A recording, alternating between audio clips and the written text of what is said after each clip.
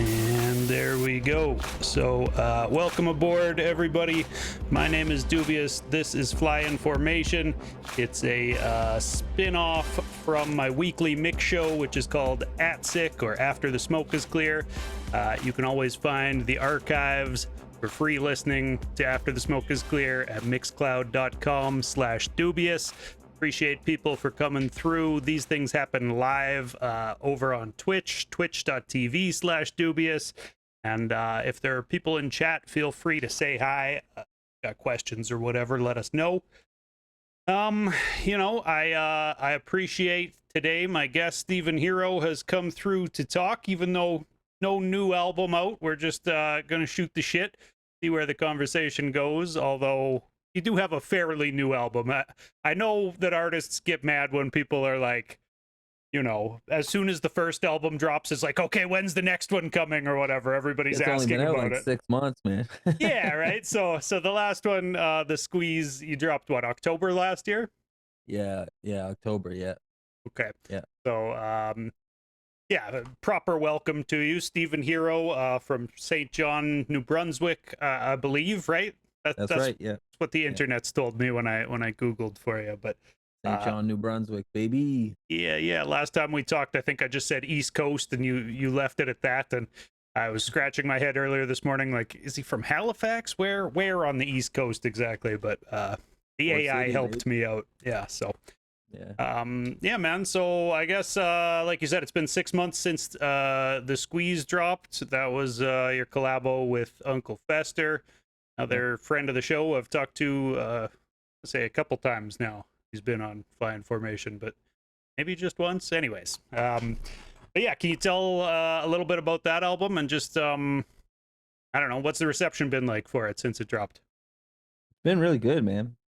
Honestly, it's like it's definitely um been a fun thing seeing people react to it and playing it live and stuff. I'm really proud of it. I know Fez is really proud of it as well. We worked on it for a long time, and I really went into it like appreciating the opportunity, you know what I mean? I Yeah, have so much respect for Fester and his production, and I knew that as long as I was able to like match his energy and like his like quality of output and stuff like that, that we'd have something special, and I think that we do. I think the record is like, I don't know. I always tell people that it's like I feel like that record is like the album that I wanted to make when I was young, you know what I mean, and wasn't able to. Like it's kind just of like, finally got there when the opportunity arose. yeah, Yeah, it's classic hip hop, but I think I do it in my own way, and Fez does it in his own way, and it still has all those elements that I try to use. You know what I mean? Like it's very like political. It's very focused on like the class disparity themes and stuff, but it goes into a lot of like family stuff and like relationships and just shit like that. So I was trying to like in the writing process, I was trying to make it have a lot of different kind of energies and like to have the content like varied across it. So it's not just like bars for bars sake, although yeah, there's some of that on there, and like there's some storytelling on it and some jokes and some serious shit and you know some good like great guest appearances, and the production's great, and like some great like scratching and sampling and stuff, and I think we made like a pretty cool record, and I know for it's been real. doing pretty well like um in like underground rap radio, and I don't know, it seems to be getting played a lot on like Spotify and stuff. For me anyway, for the numbers I'm used to, it's doing really well. So, and Nice, it's man. going up live. Like we're having a lot of fun doing it. So, Dope. Have you had a lot of opportunity to get out and perform? And when you do, has Fest been with you? we did a tour in the fall. Me and Fez and Wolf Castle and Aquaculture. We did a tour together. So Aquaculture had the full band out, and me and Wolf Nice. both performed with Uncle Fester DJing for us. And it was awesome, super fun. And like Wolf's on the album and Aquaculture's on the album, so during our set, like we perform those collabs and like have them come up and do it. and then we got like a ton of cool tour footage which we used to make the music video for the aquaculture collab. um so it's been like super fun. Last week I did like I closed out just last weekend I closed out a festival in Fredericton, um doing a set with like a full band. There's this band in Fredericton called El Tata y los Toqueros, and they're like kind of like Latin influenced, like funk, hip hop, soul kind of band, and like they're super super dope, bunch of great guys. And so we were doing songs off of the album, but played with live instruments. Nice. So it was like their kind of interpretation of Fester's beats. I was messaging them, sending them little videos, and being like, "Man, I wish you were gonna be here Damn. to hear how this shit sounds." How long did it take to get a live band like ready to do that? Like, what was the process like building up to that show? We had 3 rehearsals, Okay, pretty quick so then. that's pretty quick. But them guys, like, they're like really like talented and skilled musicians. You know what I mean? Like they're just quick learners. Like the first time I went up, because I did some shows with them in the fall, but it was a different thing. Like I was just kind of rapping over their stuff.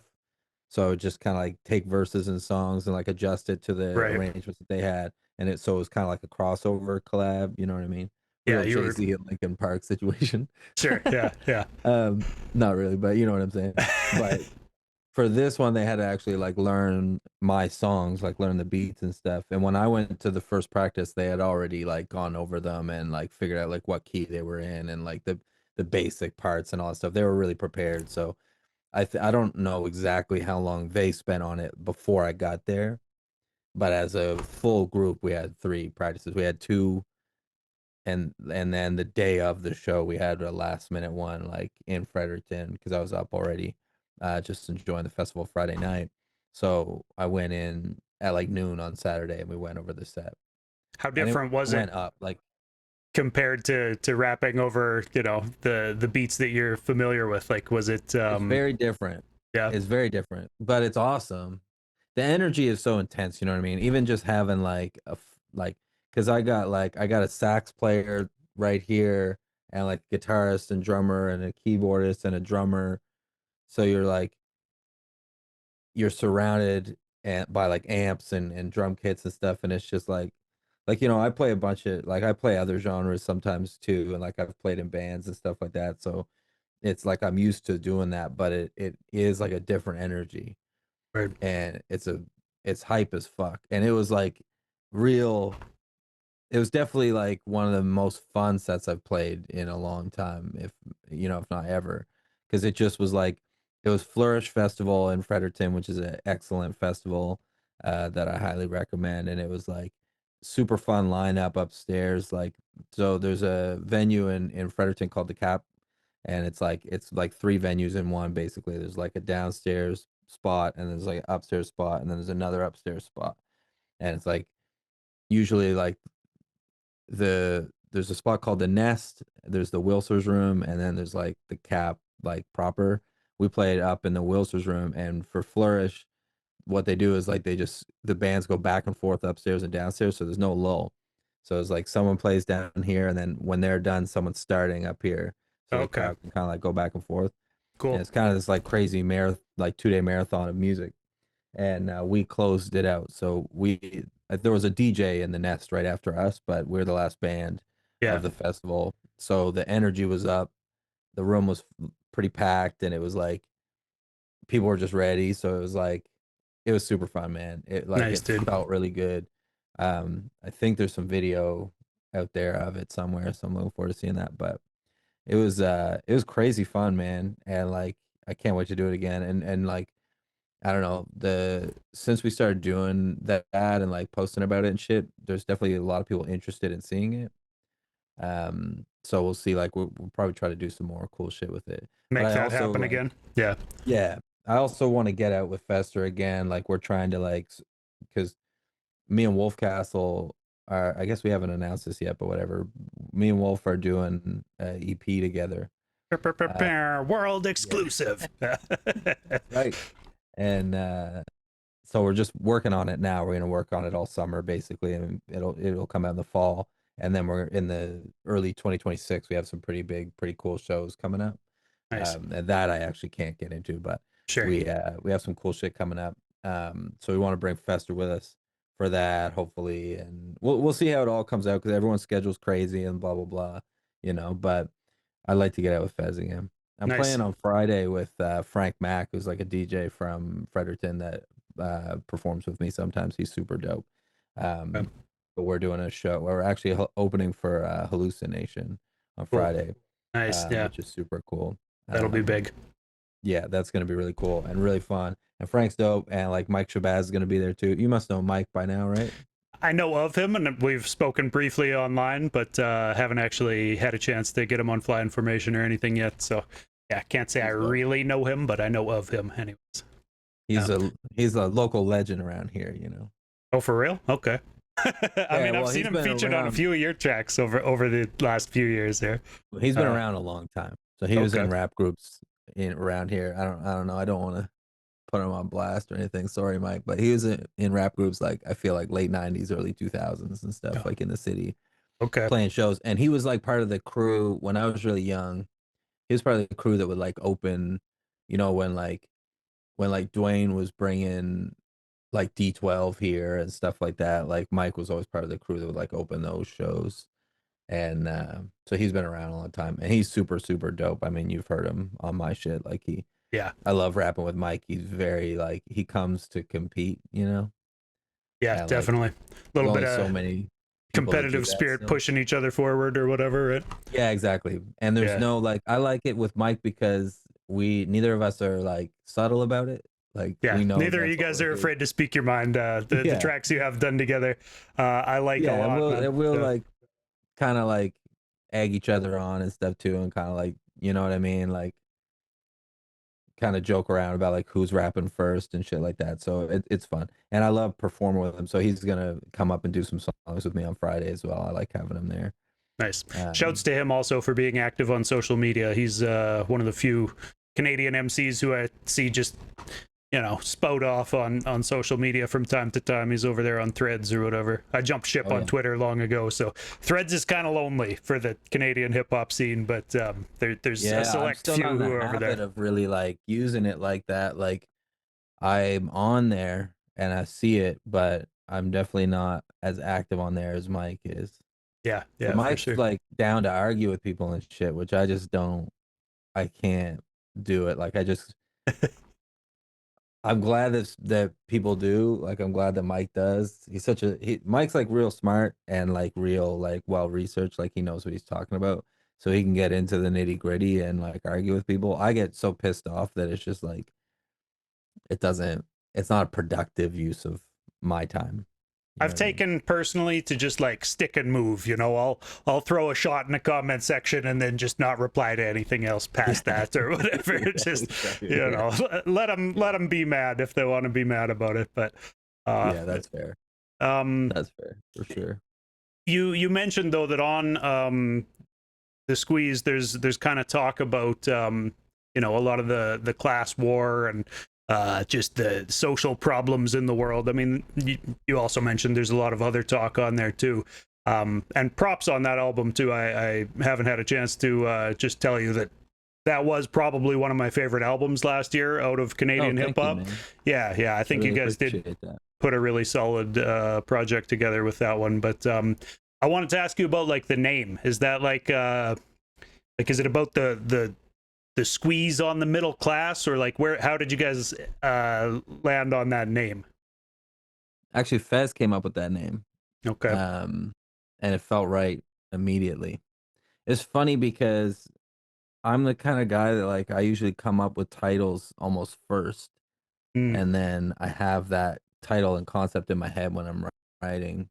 But the squeeze was real different. Like I couldn't, I just a title just wasn't coming to me, and it was an interesting time. Like working on the record, I had a lot of shit going on. Like personally, you know what I mean? Like I had like some tough shit happening, like relationship wise, and like I was just like going through a bad like just like depression and anxiety and stuff and kind of having like a bit of a struggle in that regard. And then like I had a few deaths in the family as well, and like just like was kind of like, and I was had a lot going on, like I was busy, so it's just kind of like a very chaotic time. And but meanwhile, and I was working on other music projects as well. And like when I was writing it, when I started writing it, we were putting out Paper Flowers, which was a Right. very like kind of complicated record, and the shows we were doing for that were a lot of work, and like really intense as an experience for me as a performer.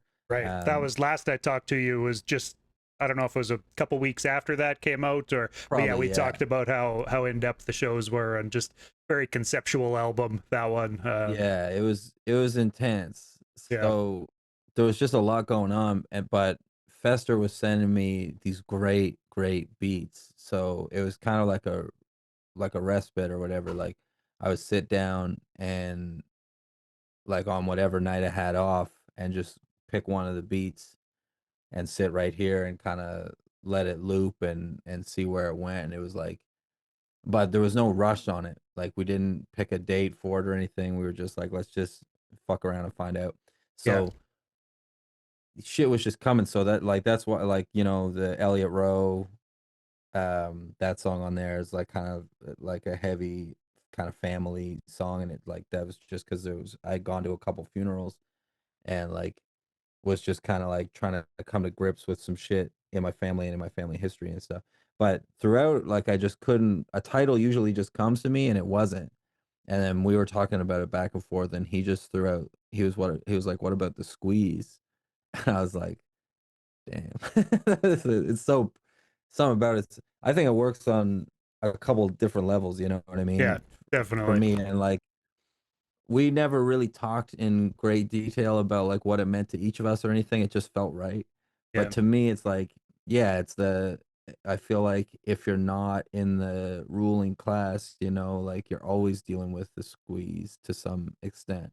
Yeah. Yeah. Like you're in the hamster wheel, and it's like, and especially now as things spiral further and further out of control and get worse and worse, it's to me, I feel like the first things that came to mind were like grocery prices, like housing prices, like shit like that. How it's Yeah. just like people, we are really kind of being squeezed out of house and home, and like, and lately, definitely around me, there's been like a huge increase in, people living on the street, living in like tent cities. And that was something that was like, at the time that I was working on the record, like there were a few deaths in the city of like people burning to death in tent cities trying to keep warm. Damn. And there's definitely been some like buildings in like, I don't know, like a building in my neighborhood burnt down again from people like trying to keep warm and in the winter. And like, Building two doors down from me burnt down, I want to say 2 winters ago for the same thing. Bunch of yeah, like people it's sleeping in there trying to stay warm. Yeah. yeah, it's been happening increasingly here. We've always had some of it, you know what I mean? I'm from here. It's always been a city with a lot of poverty, obviously. But like it's getting worse, and you can feel it getting worse. You can feel it in the street. And lately, I mean, it seems like it always gets like a little, there's always a little bit more violence in the summer or whatever, but this year it seems to be a little bit worse for how early it is. Yeah. It's just been like, and it's like, and to me, like, anyway, I'm not trying to like go off on a tangent about like the crime in my neighborhood or whatever, like crime, I don't It's even really like, I don't it's believe in like it's all across the board, but the idea of crime, but yeah, yeah. to me, it's like most crime, or what people consider crime, is the direct result of poverty. So I think There you if you're go. not addressing the poverty, then you're creating the crime. That's how I look at it.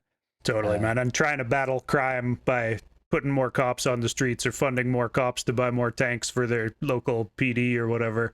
Um, Well, we know that's that not doesn't that's work. not how you combat that, right? So We know that doesn't work. We've yeah, proved no. that doesn't work. But it's the cycle that we seem stuck in. They seem to just over and over every election cycle. It's like, look at the crime get worse. We need to combat it. And it's like, well, we need more social programs and probably Yeah. could tax the Well, they go out of billionaires their a little way bit to more. create a you know? situation where the population has very little understanding of what's going on, and then you can use fear to kind of shuttle them into whatever belief you find convenient. Yeah, So it's like 100%, man. if you got the schools, public schools, so that people don't have a good grasp on like what's happening, or a good ability to like decipher information, Yeah. then you can weaponize information. And we're living in the golden age of weaponizing information. So Yeah, definitely. Speaking of yesterday, Danielle Smith, the UCP leader here in Alberta, conservative leader, she just banned a bunch of books. They're taking books out of the school libraries, and there was a quote from her even beyond that where she was directly saying that she wants Alberta to be like Florida or South Dakota, to be a bastion of freedom. It's like, oh fuck. So yeah, that's the road we're banning going books down screams out here. freedom. Yeah, right. Like, I thought conservatives wanted less government interference in their lives and all Yeah, that, well, but that's all bullshit. it's all bullshit. Yeah, man. It's tough, man. It's like it's one of those things where it's like I'm not. It's tough because I want to speak on it, and I do, but I'm also not like I'm not a particularly well educated person. You know what I mean? I Sure. barely graduated high school. I did a little victory lap. You know? Same boat as me, man. I don't actually have Yeah. any poli sci degree or anything to lean on, but I feel Yeah. like I mean, somebody has to talk about it, right? I finished school at Woodlawn, which was like the bad kids school or whatever. It's like where like kids that got kicked out of school went. Yeah. I finished school there, so I don't really like, you know, but I do my best and I read about this shit and I pay attention and I talk to people in real life, you know what I mean? I think it's like a lot of these issues can boil down to that as well, you know what I mean? Because it's like Yeah. if you're not open to other perspectives, then it's like it's easy to be afraid of things you don't understand, or people that like don't look like you, shit like that. I So mean, many people are just so unengaged. They're afraid to even like kind of open the door and have a conversation around Yeah. any type of these topics. You know, they would rather just, oh, let's just talk about sports or something else, because that's just like an easy, safe tough, thing. man. You know? It's tough because that shit makes me so mad. Yeah. Yeah. But it's like it's so hard these days because things have gotten so bad that the sort of like centrist, like middle of the fence thing has become just infuriating to me because we're past the point of like being able to disengage and not take, you know, bear some responsibility for what's happening, you know what I mean? For real, man. This era that we're in right now is really affected in general like the way that I see things, you know what I mean? Like what, like the access of information, you know what I mean? Because it's like we're watching this genocide take place. We know that's what it is. There's no ambiguity about that. But we gotta like concurrently see the proof of it and see people try to like deny it at the Yeah. same time. And there's something about that that's so upsetting and discouraging because it's like how can we, if we have proof of it and we still can't even just be like, hey, this is bad, you know what I mean? And you have people that have such a huge platform that like I was posting about this online the other day because I was pissy about it, but like it's just to me it's like the my view on the artists that I love has changed even because it's like you have people with these huge platforms, these billionaires, you know what I mean, that Yeah. like have used like have used like the idea of being, you know, like an activist their whole career and have like touted themselves as activists, doing nothing about, you know, like children being burned alive, you know, and we're Yeah. watching it. So it's like that to me, I I just view like these people as fucking cowards, and I just like I'm at an age where I just like I don't have any patience for it. The And like silence I is just deafening, bro. Like, honestly, yeah, dude, it's that's one of the so things that made crazy, me dude. just be like, you know what, then fuck it, I'm gonna stop playing Americans at all. Like, these guys got their big money, their big fame, they don't need me playing their music at all. I'm just gonna focus 100% on the Canadian underground, and like it's just, it is what it is, you know, that and all the fuckery in America. It was like, if these guys couldn't be bothered to get out and try to fucking push back against that, or can't be bothered now to stand up and say anything against the fascists that have taken over that fucking country, like, I don't need to be playing them, you know. Wu-Tang was a People big acting like it's influence on funny. me, but like, you know, People act like it's fucking cool and funny and shit. Yeah, It's not it's like fucked that. up, man. Like, and it's crazy because you like when the shit eventually it comes to your door, and that's when people start to be like you see it already, like certain people being like, oh, like I didn't think it was gonna affect me, so I voted for Trump or whatever. And it's like, Right. well, Yeah. that's a that's some dumb shit because it's Short-sighted, like, right? It's short-sighted yeah, and it's unengaged and selfish just and kind of like, willfully ignorant a lot of the time, yeah. right? Like, yeah, But everything to me boils down to empathy. And it's like that's what makes you a person to me. yeah, That's the difference between a person and like an insect. You know what I mean? Like we're both like functioning, doing the things that we're trying to do, trying to survive, whatever. yeah, But like humanity is supposed to feel empathy. That's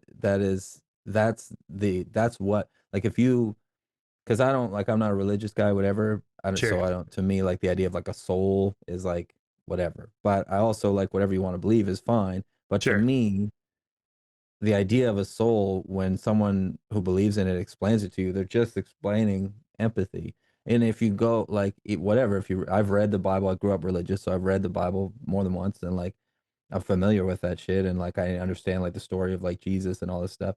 Yeah, And it's like that, like you're talking about like empathy. So if you can't if you can't look, even if it's an issue that you don't understand, there's a difference between like not fully understanding something and like being like operating within hatred, like operating with hatred, like as you go about your life. And to me, yeah, it's like I'm at a point where it's like anybody out here that is like using whatever power they have, big or small, to like enact hatred and like negatively affect like groups of people. Like I got no time for that shit at all. I don't respect it. I don't fuck with it. And I don't like, I like it's, that's garbage to me. And like yeah. these people, like I can't, like you don't, you know what I mean? It's so annoying because like you don't, I don't give a fuck about, it's so frustrating because I feel like on the left, and like I would think I would be considered like a pretty radically left person, and I'm good with that.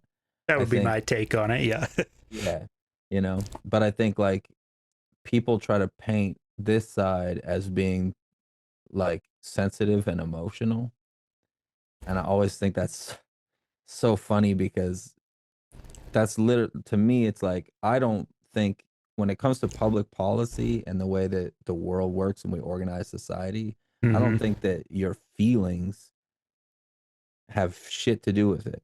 It's about like that's a right-wing ideology to make decisions based on your feelings. Like there's no evidence whatsoever that like banning abortion access is good for society or individuals. Like yeah. there's no reason to be against it, and except for an emotional one. But there's all sorts of stories about the suffering it causes, and there's stats about the suffering it causes, Yeah. and yeah, Just yeah, from a pure numbers perspective, it's cheaper. It's like it's a cheap, efficient, like safe, healthy thing that's good for society. Like we know that. That's a proven thing. The only reason you could have to be against it is emotional. I've had this argument with, like with my mom before, where it's like I like you can think it's sad, and you could even think that God doesn't like it. Whatever you want to think about it is fine, but your emotions about it shouldn't affect society. That makes no sense. Or it's like yeah, if you're scared of like, gender fluidity because you don't understand it, and you have that kind of caveman mentality where you think that like you believe in this like intense binary. I personally don't. I think that's I think that's just like colonial nonsense. But like if you do, whatever, I don't give a fuck. But if that feeling in your head and heart or whatever shouldn't affect the way society is run. That makes no sense. Because totally. again, it's like we know that like trans healthcare saves lives and like helps create a society where more people are like happily functioning within it, and that is more efficient and that is better for everyone. So it Totally. doesn't, it's Yeah. just I don't give a fuck about like I'm so tired of hearing about right wing crybabies and their fucking feelings. Like I don't care how they feel about shit. It's not that it doesn't matter, man. I don't See, care about your feelings. at the Like same time, though, I will maintain that the left is we have that empathy towards, even where I can at least in my mind be like, okay, but these people who think that, I don't know, the elementary school is going to send their kid home back as the other gender, mm, you know, that, oh, they're doing sex changes at schools or whatever. Like, these are things that people get told, and they just are so unengaged that that's the only piece of information he's got floating around in his head, and he is afraid that his little kid is going to be sent back to him different. And it's like, that's just not fucking real. There's no examples of that. There's, you but you're know, right, it's sad because you're like the people that believe this shit are also being victimized. You know what I mean? right. Yeah, exactly. So that the Like cons what you're can saying. win and then cut taxes on the rich again. Like, Yeah, that's all. That's what it oh, is. come on. It's a big fucking. It's a.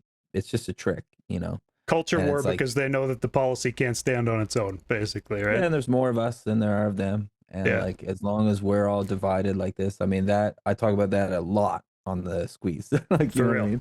I Yeah. mean, like the record we did with aquaculture. That's kind of the whole point of the record is like, you know, organize, strategize, don't be divided. Like, that's the thing. Is like, you know, this shit about like every like it's so obvious because you can see when and why and who, you know, was like murdered by the FBI, and it's usually right around the time when they start trying to bridge gaps over across, like, you know, it's like when they're trying to like join like black unions and white unions, and like that kind of shit is usually that's usually when the hammer comes down. Yeah. Even Pac, man. I mean, I'm not a fucking conspiracy theorist necessarily, but like There was something that we don't know about that happened there. So, you know, there was some I sort of believe that conspiracy there. That it was wasn't just, the government killed Tupac. I don't like no one is gonna convince yeah, me otherwise. I like yeah. like I mean, The you know, I won't say LAPD was that. in on it, right? I won't say That's, that. You could if you have proof, fine. But like in my opinion, if you look at it in the context of the history that comes before him and his family and the groups that he was aligned with, the books that he was reading, the stuff that he was saying, you know, and like what he represented and what he was trying to and how do big he was, right? and how fucking big he I was and think they who were his audience afraid, man. was. Yeah. Big time. Actually, something you said earlier about how, like, you know, you were dropped out of high school, or I don't know, went to the high school for dropouts or whatever. I didn't drop out. I did graduate, but I Oh, had to go to a sent to the bad kid bad school though, kid or school, whatever. man. Yeah. Okay. It was It made really me I think liked of. it there. I was listening to a political podcast. You know, I'm a politics junkie or whatever, so I'm listening to this stuff, and they were talking about how, like, there's a lot of this, like, kid who sat at the front of the class and raised their hand and had every answer kind of energy on the left. And Mm. that made me think, you know, we really need some more of the, like, back of the classroom smart kids who were just too stoned to give a fuck about what the history teacher was trying to teach them, right? Like, but then who have went on into life and listened to political podcasts and read books and fucking engage in wider life outside of just sports or whatever Mhm. else, right? We need some of those people to have a strong voice, right? So Yeah. that's one of the things I appreciate about your music, man, is like, we don't need to say it in a real smart way. It shouldn't be this difficult to convince poor people, you know, the cliche, we're all closer to being homeless than we are to being a millionaire or a billionaire or whatever the fuck everybody Yeah. wants to think they're going to become. Yeah. And, I you know, just want people to somebody just needs to think say it. about the collective, man. I'm not a person that, you know, like I'm not a fucking boomer or whatever. Like I don't think that it's all about my individuality. I don't think that that's how anything in nature works. Yeah. It's Yeah. just not like like everything we know shows us that that's not the case, and like it just there's enough of everything to go around, and that part I just can't understand how you couldn't see it. Yeah. because it's I don't being think, hoarded, and they want us to just have a neck yeah, cutting competition till it's the last of us standing or yeah, whatever. they Like, want to take everything, and then we'll all fight over the scraps. And I think any like, and like the most effective part of it is that they've been able to convince us that it's our fault, and that like it's like a failing of character mm, that we're not also rich. You right. know what I mean? Even though that makes no sense. Like we did But something wrong or whatever. Yeah. yeah, Because it used to be in the whatever 60s and 70s and shit, you could just get a job that you could get with a high school diploma and like earn enough to buy a house. And like that's just a figment of the imagination at this point. yeah, Like, and even then, that was only the case if you looked a certain way. If you sure. like, you know what I Yeah. mean? It's Yeah. like that was true, but only for certain people. Like now, I think there's more people are angry because it affects more people. But I Hmm. think that like the rich are always gonna look at the poor like cattle. That's always been the case.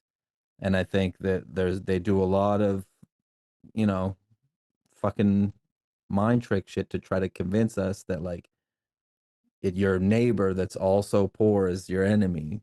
Like it Yeah. just it doesn't make any real sense, but it works on people, and it's because people are tired, poor, hungry, afraid, overworked, like scared. You know what I mean? It's like, Yeah. so like you were saying earlier, it's like at a certain point you just feel like it feels like what the fuck do you do? Especially now, because I feel like there's no politics is like everything's moved so far right. You know, there's no left party as far as I'm No. Yeah. concerned. Yeah. We just had Like, a banker or whatever be the left yeah, guy, which is like he should have yeah. been the The fuck are we conservative talking about? leader, really. Like, Like, what you the know? fuck? Like, you know what I mean? Yeah. Like, I don't, like, I I, fucking don't, like, th- the th- left, like, I'm on the left. I don't think capitalism should exist at all.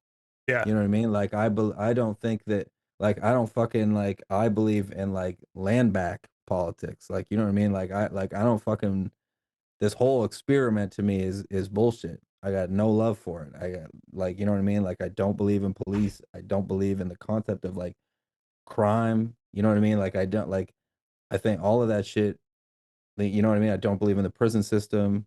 I've never there is no politician anywhere that I trust. And I've been proven right about that my whole life. You know what I mean? Since I was a kid, and I really didn't fucking know shit, but it just seemed that way to me. Yeah. But you Yeah. know what I mean? It's like now when I think about the shit I thought when I was 15, it's funny you go through those ebbs and flows because it's like when I was 15, I was like, fuck all this shit.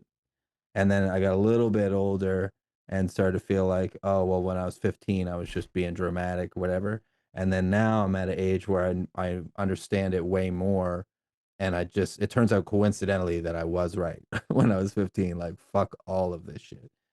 A It's lot of tough people because, take that mentality and then they completely give up on any political stance at all, I think. true, yeah. That is one thing that annoys me is when people, don't vote because Mhm. either side's gonna fuck us anyways. And it's like, yes, both sides are dirty, but one side's gonna fuck us harder than the other one right now. And Yeah. like Well, and it's the whole still like that. Overton window shifting further and further right, like we could start it shifting back to the left, and then you get the kind of better guy in, and then you keep choosing the lesser evil, and you go further It's and a further left. Like, it's a cop out when people do that. yeah, It's a cop out. Like it's intellectually lazy because you're just like you're ignoring like basic reality. Like yes, they all fucking suck, like clearly. But if yeah, one side is gonna arrest you for protesting and the other side isn't, they're not the same.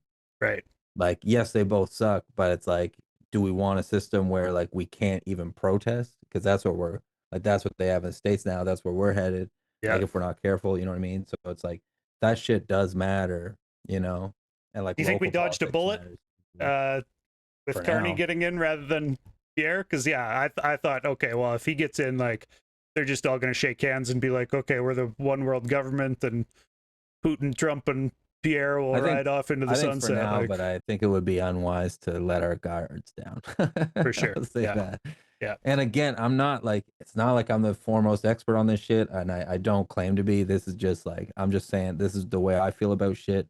I've gotten like I'm 36 now. I'm not a kid anymore. I've been around enough and I've gone like, I never was that fucking kid that had all the answers in class ever in my life. You know what I mean? Like I was terrible in school and I still to this day like I find politics confusing. I find the organization of it confusing.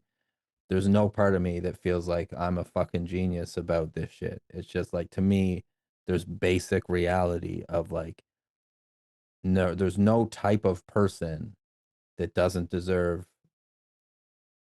to have a free, happy, fulfilled life. Period. Do you want to take on Chat's comment here? Chat just told me, devil's advocate, the Liberals broke up the Ottawa protest and arrested people. He says, I'm not saying they shouldn't have broken it up, just saying the left breaks up protest too and arrests people. Yeah, you could say that, I suppose. I think that's a stretch a little bit, but you know what I I mean? typed into chat, those people were trying to overthrow our democratically elected government. Yeah, I feel like that's a little different from like a peaceful protest against like burning children alive. Yeah. I think like there's a difference, you know what I mean? But Yeah. again, like I'm not sitting here trying to We're say not I the have guys with all the answers. Yeah. Yeah. You know what I mean? Like that, and I'm not opposed to being criticized or corrected either. For sure. Like, you know what Yeah. I mean?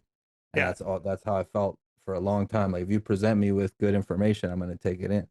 But like I still think like even if you want to take that point, like fair enough to you, but like there's still a difference like, between like being like arrested in the street by a stranger with no cause because you like wrote an essay expressing an opinion and Yeah. then being Right. deported to like a prison.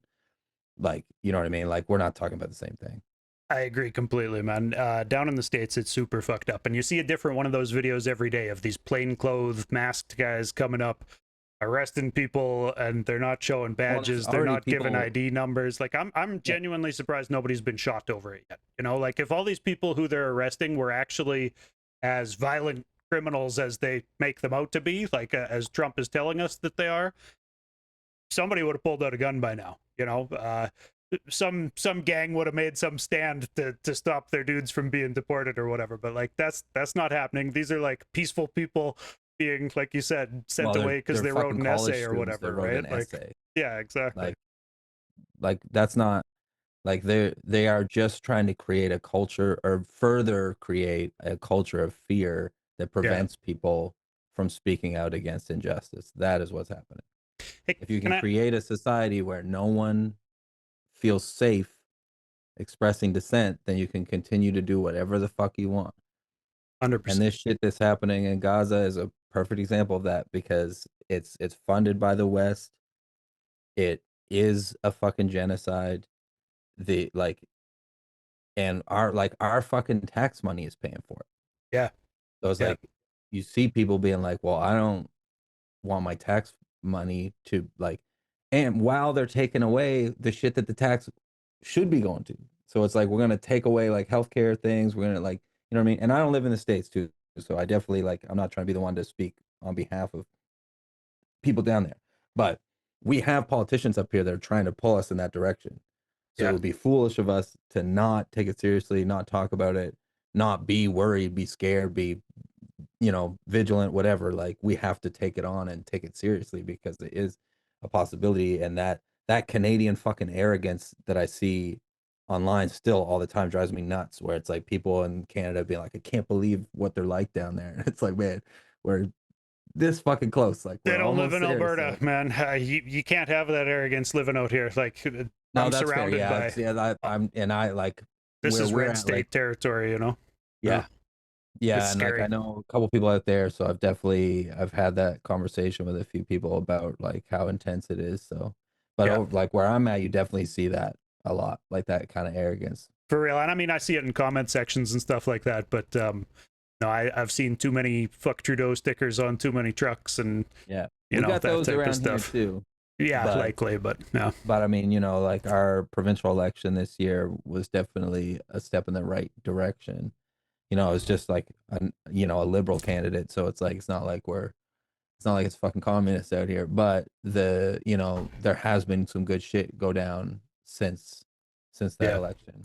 The And the some like riding sort that of Pierre is airdropping out to, that's where I was born. right. The last guy that won there, it was 84% of the vote voted for the conservative candidate who's stepping down for Pierre to go in. So it's like the safest fucking riding in existence for him to go to. Yeah. I couldn't believe that he didn't choose, like there are cities that he would have won in. He could have won in Red Deer or fucking Yeah. some little outskirts of Edmonton or Calgary town, or even in Calgary. Calgary is pretty safely conservative, and like, nope, he had to go with the one in the middle of nowhere where like the hay bale painted blue would win. Yeah, it's pretty pathetic if you He's ask a me, fucking psychopath. dude. Yeah, I hope his party Fuck eats that him. I dude. want to see that big tent fold up so badly, but Yeah, man.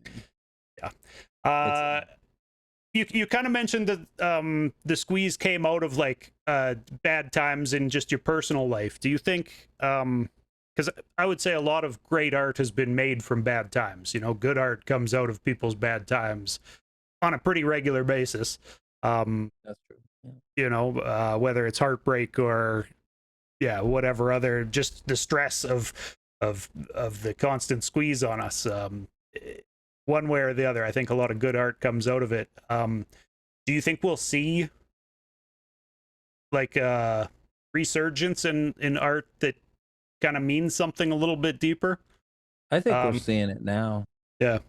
I think that I mean, fuck, man. If you got like the last person I expected to like come out swinging, making like great political rap was Macklemore, but it happened. You know what I mean? Like I never been a Macklemore fan personally. Not, it just wasn't my bag. But it's Right. like you are seeing, and I mean now it's like Kneecap, obviously. Like you're Right. like there's like some intense stuff going on like in the art world, and even like I think that hip hop's in a good place compared to where it has been. I think there's a lot of different opinions about this, and like fair enough, but I've been sort of locked in, paying attention, passionate about hip hop since 98, 99. So I've seen it go through a lot of ebbs and flows and shit over the years. Yeah. And I feel like, and I mean, you're probably around my age too, Yeah, right? You're that's in your about 30s. how long I've been paying attention to it. Yeah, Yeah, so I'm like 38. you probably remember like every couple of years everyone panics that like hip hop is dead and lyricism is dead and like whatever. Yeah. Like I feel like it happens constantly. I've personally like I've always felt the same way about this. I think hip hop is forever. I think that lyricism will never die. I think that to me hip hop is it's the best genre. It like that's just I mean that's my feeling. And I like agree on all those things you just said, and I don't think that hip hop will ever die. It'll just go deeper and deeper underground, right?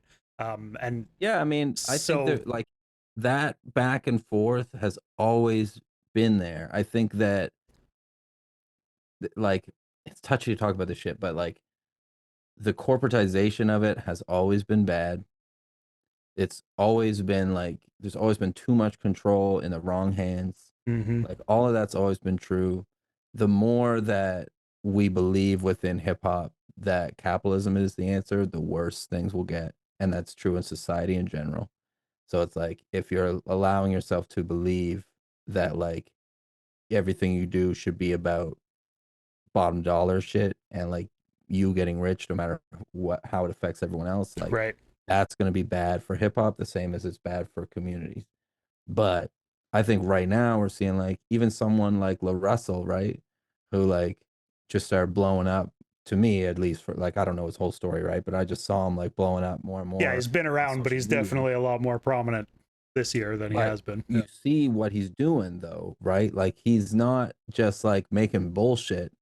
Like he makes a ton of shit, but you see him in the community, in Mhm. different communities, engaging with people one on one, engaging with young people in like active ways, trying to make thoughtful music. Like, you know what I mean? And it's not like I'm not even sitting here being like a stan of the guy. It's not like I'm his biggest fan or anything. It's just like I think that his career is a good sign to a degree, I would say, because he is so focused on like lifting each other up and like solidarity and like the beauty of art and confidence. And like, you know, you see these videos. I get emotional watching some of this shit, like watching him like interact with the youth and stuff. Because, you know, I've done music workshops with the youth. I'm doing Sure. a 6 week workshop in the fall at the YMCA in the North End here. Um, that's going to be like free programming for like kids that are interested in music. Like, so Nice. like that aspect of it. I was having a big conversation about this with King Woo's the other day at Flourish. He played the same show as me. He's like a great hip hop artist from Nova Scotia. Yeah, I've played his Um, stuff on Atzik. Yeah. right, yeah. Um, we were having this conversation about like how much, you know, how much like community matters and like interacting with the youth and like trying to like make space for young people in the art scene and stuff. And I think someone like LaRussell, I think Little Sims is also a good example of this, like the way that she interacts with the community and like the type of art that she's making. I think that over the year, and I mean even like No Name is an example of this. I think that there's always been this through line. If you go all the way back to the 70s, there's always been a through line of like intelligent, thoughtful, community focused hip hop. It has always Yeah. been there. It's never gone away. If Yeah. you don't pay attention to it, you don't know about it. But if you do, it's always been there. You know, it's like I grew up like we've talked about this before. Like I got into hip hop through like Puffy and Biggie and Mace and like all that stuff. Right. You know what I mean? Like that's how I got into it, you know. Not Puffy. Come on. We're not supposed to say him anymore. No. Yeah, he's obviously a fucking monster, but I'm not gonna rewrite history because he turned out to be a piece of shit. I didn't know that when I was 8 years old. Of You know course. what I Yeah. mean? Yeah. So it's like and to me it's like all my heroes when I was in I still like I still like Mace is still one of my favorite rappers. The way he raps, I love it to death. You know what I mean? And like that like mainstream part of it has always been there, like has been there for a really long time as well. But I think that the people that think that there's like no soul to it left or there's no protest left in it and stuff, like I don't think that's true. Yeah, I I would just agree. don't. Well, Like I and think I it's think with always been Kendrick there. Drake, some of that stuff has been pushed more to the forefront as a Yeah, result of it, right? and I think like the battle aspect of it, I personally think is positive. I saw a lot of fucking people during the Drake Kendrick thing because I loved it. I as a It was lifelong hip entertaining as hop fan, fuck. Yeah, I loved it. I fucking loved it. I Yeah, did. I was disappointed that Drake didn't do better. I thought he would do better than he did. right. I knew he was gonna lose, but I thought he would put up more of a fight. Like I feel like I would have fucking put up a better fight than that. But anyway, like I expected more, but it was still like I still thought it was good for hip hop. I saw a lot of like sort of think pieces and shit about it from people like that are not inside hip hop that Right. had a lot of problems with it. That annoyed me because I felt like like if you don't understand it, you shouldn't be speaking on it. But like for So many me, I think felt pieces, like man, inside and outside of hip hop. well, But and like inside, great because it's like having these conversations is great. right. But to me, it's like it's the people that I saw talking about how toxic it was and shit without the context of like the tradition of like battling in hip hop and like to me again like as a person that thinks hip hop is the best genre of all time, I think one of those reasons is that we have shit like that other genres don't. Hmm. That kind of like head to head like top tier like best in the game battle thing that we have, that's magical. It's amazing and it gets results because So fucking GNX is amazing. That album's so good, dude. great album. And Yeah. like, Yeah. you know what I mean? And like all like the diss tracks are great. And then all this shit that just happened between like Joey. What I was just gonna ask about, because dude, it had me feeling I'm here away for it, watching bro. it all happen. I was here, I'm here for it too. I'm eating my popcorn and being entertained by it. But there is this feeling sneaking up on me where it's like, okay, but how come nobody gave a fuck when Joey Badass dropped his last album, 10 years ago or Right. whenever it was? He's back from hiatus now, but like, is it really the only way we can get anybody to give a fuck is by calling each other names? And like, especially with Joey Badass versus Kendrick now, it's kind of not on some like when Kendrick was calling out Drake, it was on some like, you're misrepresenting this culture and you shouldn't be number one shit, right? Whereas now it's kind of just like, Well, hey, fuck you. that's No, the fuck you. angle. Like, That's the fuck you. angle And he they go chose. back and forth with East West kind of beef again, right? And it's like, we're reigniting the East Coast West Coast beef for I don't what? really look For at it that why? way Like, though, man. I don't know. I don't know. Like I get what you're saying, I think, but like to me it's like I think that like I'm a huge Kendrick fan, but I think that it's silly to not even silly. I just think I don't necessarily think that Kendrick's real stance was entirely about like Drake misrepresenting hip hop. I think a lot of it had to do with like how clearly great it was going to be for Kendrick's career. Okay. Like they're like in So you my think opinion. some of it was an album rollout then? Like, Oh my yeah. God, yeah. Like Okay. of course. And like because he's also launching like he's been launching like a new clothing line. Like he had the fucking Super Bowl, like all of Sure. this stuff. Like Yeah. it's been a capitalist dream for Kendrick. Like there's no way around that. Yeah. So I think it like and I think he knew that. And also I think that Kendrick has always said that his aim was to be the greatest of all time. And I think on some level he had to know that beating the shit out of the like biggest hip hop artist of the last decade was going to bring him up that notch. I mean, I've had conversations and I agree. Like I think that after that beef and the Super Bowl and GNX and like the whole year that he's had, I don't think like to me if you don't have him in your top 10, I just think like he's earned that spot now to Yeah. me objectively. And I think that was part of the point. I do think he legit does not fucking like Drake. I think that's a real thing. Well, And and I I don't think it's just him personally. I think there were lyricists all across hip hop who kind Mhm. of like with the whole ghostwriting stuff and just with the stylistic, he's singing and rapping stuff like that. There's been a lot of MCs who it just rubbed the wrong way to hear him call himself the greatest of all time just because he sold the most albums. Yeah, I Like, get it, man. And like that's like I think that conversation like it again, it's interesting because I feel like people will like that conversation only exists because the culture of hip hop still matters. mm-hmm, And that to me is proof that it's not dead. Like that's still important. Otherwise the conversation wouldn't exist at all.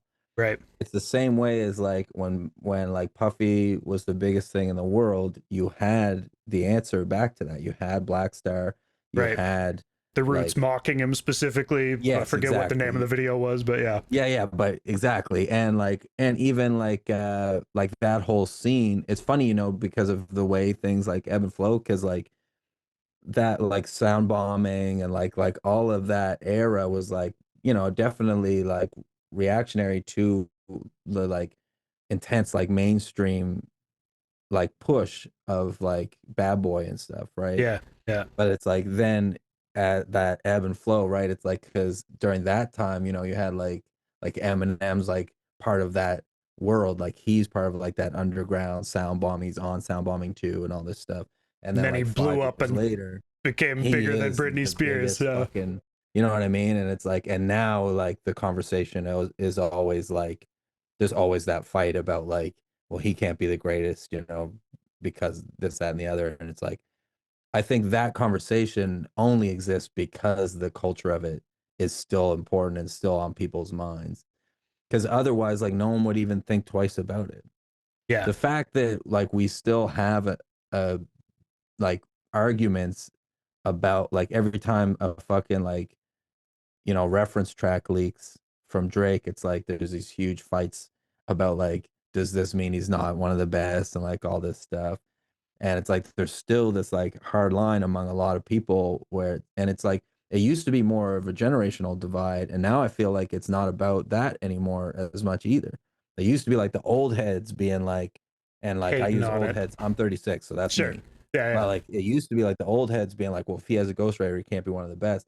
But now it's like I watch all these like, YouTube reactors and like all these like hip hop essayists and stuff. Yeah. And across generations, like there's a lot of those people that feel that way. And they're not all fucking old.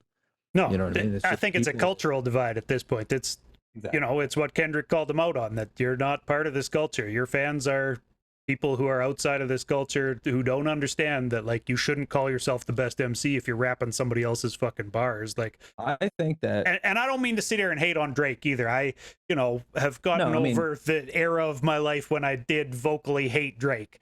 At this point, there's a like lot of whatever, Drake he's a music that I performer. He's made a lot of bops over the years. It there's a is what lot it of is. Drake songs that I fucking love, dude. And like I thought Her Loss was fucking awesome. I banged the shit out of that when it came out. Like, you know what I mean? Like music, good music is good music. But Yeah, it transcends to a degree. Yeah, but yeah, but it's like I still like, that doesn't now I have a hard time like enjoying a Drake song because of the fucking lawsuit. I can't stomach that at all. right. That's fucked up. That's a But whole nother thing that the culture doesn't stand for that, right? well, You're not supposed to involve the authorities in when somebody says a mean thing about you. it's crazy, bro. It's such a bad precedent, right? It Yeah. just feels icky. You know what I mean? Like, I don't know, just as a Did fan or did that all whatever. get dismissed? I don't even know where that's at. Like, Not yet. They're still trying to move for dismissal. I've been okay, kind of paying attention to it, but it's starting to wear on me a little bit because it yeah. just to me it's like I only pay attention to it because I'm legitimately concerned because Mhm. I think like if I don't think this will happen, knock on wood, but like if Drake was like successful in this lawsuit, it sets a precedent that's like legitimately dangerous. Right. Yeah. Then you can get Not just anybody in who's this ever sense. lost a rap battle suing Well, the it's not guy just who, that, but it's also like, like being able to sue someone and like use their rap lyrics as in evidence of court. Yeah. wrongdoing. Right. Like there's already precedent for that being harmful and being used in like harmful and racist ways like over the years, you know what I mean? Yeah. It's like not again, I'm not a fucking legal expert, but it's like you see like what happened to like C Murder and like people like that where it's like their I their like think. rap persona and their rap lyrics were used or were like weaponized against them Yeah. Even in in a like court of Young law. Thug's court battle, they were quoting his lyrics on the stand and stuff. So yeah, Yeah, there's and I definitely think been some cases where they have started using those, and I think I've heard that's a of like sketchy drill rappers precedent, too man. who have actually got charged because they had a bar. The lesser known guys, I think I can't remember names, but guys Yeah. who actually had bars about like how they shot this guy this place and Yeah. snitched But on I themselves mean, basically. yeah, I just like, this I'm sure will shock you, but I don't have a lot of faith in like the justice system to like carry things out correctly and fairly For to sure. like all, you know, backgrounds of people and stuff. So it's like I just think that's a sketchy precedent. I think that like someone's inability to lose gracefully to me also like aside from all the heavy shit, just that I find really hard to stomach. Yeah. You know what I mean? It's like if you lose, you lose. Like you just there's a way to go out gracefully. It's like everyone agreed, maybe not everyone, but for the most part, it's like people agreed that Jay-Z lost to Nas. You know what I mean? Like when Ether dropped, people were like, this is over. But Jay just like it's not like he didn't fucking sue Nas. He didn't Well, like when you're that rich, you've got other moves to make. well, Even that's if my point, is it's like, why are yeah, you even tripping about this? Like my thing would have been like if Drake had just taken that L and then put out like a great record. I honestly, I don't think anyone would fucking give a shit. It would just be like this cool cultural moment. Drake lost, and now we have a new Kendrick. A new Kendrick record's great. New Drake record's great, and people move on. Like that's what would have happened, in my opinion. right. Like, I don't think like, I was like surprised us we didn't fucking. see him relaunch his acting career. Personally, I thought, okay, this is when he steps back and I wanted him to make goes and a does good some rap movies. record. Like, like I thought that would have been a cool move if he had just made a cool rap record. I don't know what's so hard about that, but like, I but mean, it is he what it he is. dropped a lot of music afterwards or whatever. Didn't he put out I like know, but he fucking just keeps bunch of going gigs of down this music and fucking yeah. Well, the 100 gigs thing I thought was like kind of interesting because it was like all this studio footage and stuff. I didn't see right, much of it, but I thought that was like kind of an interesting move. But I thought it was like leading up to like he's gonna drop something crazy right, because I'm not everyone I know agrees with me about this, especially in like underground rap circles and stuff. And like I'm an alternative rapper or whatever. So it's like a lot of people in my circles are not paying attention to what the fuck music Drake is doing, and that's totally fair. for sure. But I like a lot of Drake's music, and I feel like there was a minute there where he was in a fucking zone. I liked Nothing Was the Same a lot. I loved If You're Reading This. A lot of the shit on Views I really liked. And like from there, there's always been stuff. Like I said, Her Loss, I fucking loved. That was like my favorite project of his. You know, the record he did with Future was good. So like I always feel like I do believe that he's capable of making really good shit. But I just think that's not the priority for him. I think he just knows how to make money, and because that's his priority, that's why we're getting so much bullshit from him. It's the Yeah. root of all evil. Well, and it'll still shake out. We'll see what happens in the trial. We'll see what happens with his career if he can. He's still gonna be fine. I mean, that's the Yeah. reality.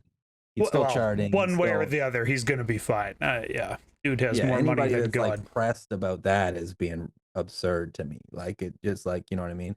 For real. Like if he's like really doing some of the shit that like Kendrick was accusing him of doing, then it's like a different story. Like that shit is fucking horrendous. And I do think like that there's a lot of evidence of him being sketchy as fuck as a dude.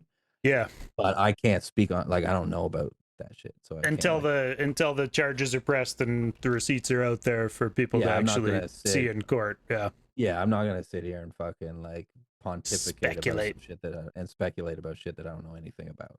Yeah, for But sure. you know, Hey, well, let's switch gears. I wanted to ask you. I saw on your Spotify page your two biggest play counts or whatever. Your listeners. It tells the like top 5 places listeners are from San Jose and L.A. First off, how the fuck did you manage that? Because like I don't most know. Canadian artists that I see, that's not the case. That like I can generally, if it's not written in the bio where somebody's from, I just take, okay, well, they have the most listeners in Montreal. This dude must be from Montreal. It's I don't know what's really happening. It's like it's hard to get. I know that it's been playlisted quite a few places on just like underground rap playlists, I guess.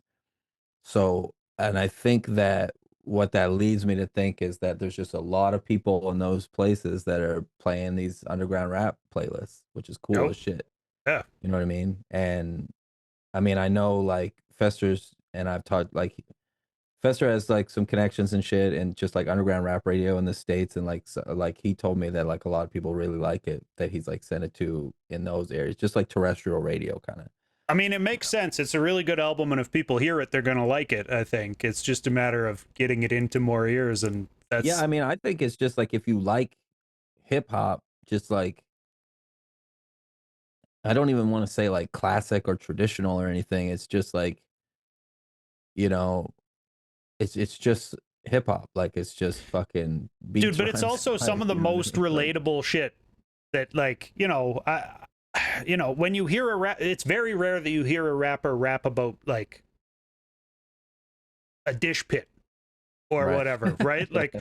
I can't remember the full bar, but at some point I was listening to it again today, and I heard you mention, something about from the dish pit or in the dish pit or whatever, and I I just do kind of mention thought the dish like, pit a lot. yo, I've been in I the loved dish that pit. job. I've worked that fucking job, It was when I was I real liked young working or the dish whatever. pit, man. Yeah, dude, I just Dish picked pit's a up a good shift at job. a pizza place down the street because I was like, I gotta make some money, and why not be in Man, a like kitchen I used to making pizzas? I love line cooks. I love restaurant people. Uh, I worked in the restaurant industry 15 years and I love it.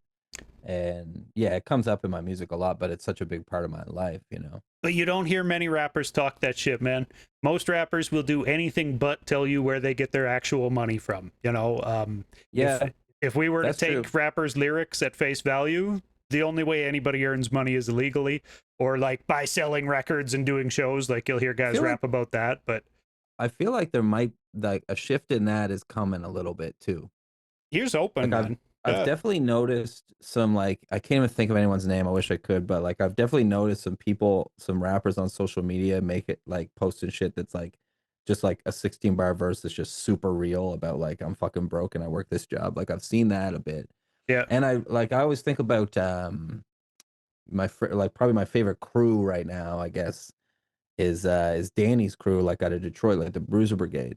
right. Like that whole everything that like I love Bruiser Brigade so much, man, because to me they represent like everything I kind of love about hip hop. It's like, it's like these guys are not like fucking 20. They're like, you know what I mean? Like Fat Ray and JUS and Bruiser Wolf, like all these Yeah, guys, like they've been around for years. They're lyrical, but they're kind of weird.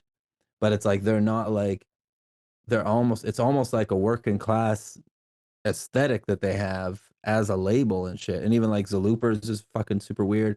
Danny's weird. Yeah. And Danny's one of those people, like I love Danny, you know, he's one of my favorites of all time. And he didn't And get any he shine until he was 30, right? The album that exactly hit my radar was that Triple X one when Triple he turned X, 30. yeah, it's a Yeah. classic. Yeah. But he'll like I listen to his podcast sometimes and like he gets real about shit. He's Like funny he's as like fuck. And yeah, he's real, super right? funny. But Yeah. he'll talk very candidly about like I had to do this tour. Like, you know, because he went through rehab like last year and Right. then he had to do a tour like right off of rehab. And in an interview I saw with him, he straight up was like, I can't afford to not do tours. Like I don't move units like that. I got a tour. And like Streams don't even pay. though No. the streams don't pay shit. So it's like I have to go out on the road, and it's like I saw footage from that tour, and you can tell that he was having not that he wasn't good, but you can tell that like you know he was having a little bit of a rough time with it, and it's like that kind of like being candid with your audience and shit. I think like that's a good direction, and like just that like independent underground spirit, and you see it's working. Like obviously Bruiser Wolf like keeps getting bigger and more successful, and personally I love to see it. I think he's awesome. I think he's funny and clever, and like his voice is cool, and like he picks great beats and works with great producers like that. And like Fat Ray and Black Milk's record that came out like not that long ago, I just think is amazing. Like I just the way that they move is aspirational to me because it's Yeah. like they're doing their own thing. Like there nobody on that label is like trying to chase what the fucking kids are doing or like chase radio or any of that shit. They're just making cool, great hip hop that's like unique and very much their own. And that to me, it's like that's aspirational. It's like I like I got I'm not gonna make a record where I'm like pretending to be someone I'm not or like you know using a bunch of slang I don't use or accent that I don't use and like Yeah. just you know like or like beats that make no sense for me to be on or like rapping about shit I don't know anything about. It's like everyone's story is unique and different and interesting. It's just a matter of like figuring out how to tell it. And like And in you my can't life, hide it anyways, right? Like if exactly, I it comes come out. out trying to rap like I'm from the big city, it's gonna sound fake. You know what I It mean? comes out, Like, man. yeah, right. They're gonna hear, no, this is some guy from fucking Alberta. Yeah, of course. You got to be You real might with as it, well right? lean into that shit, Yeah, man. yeah, You exactly. might as well.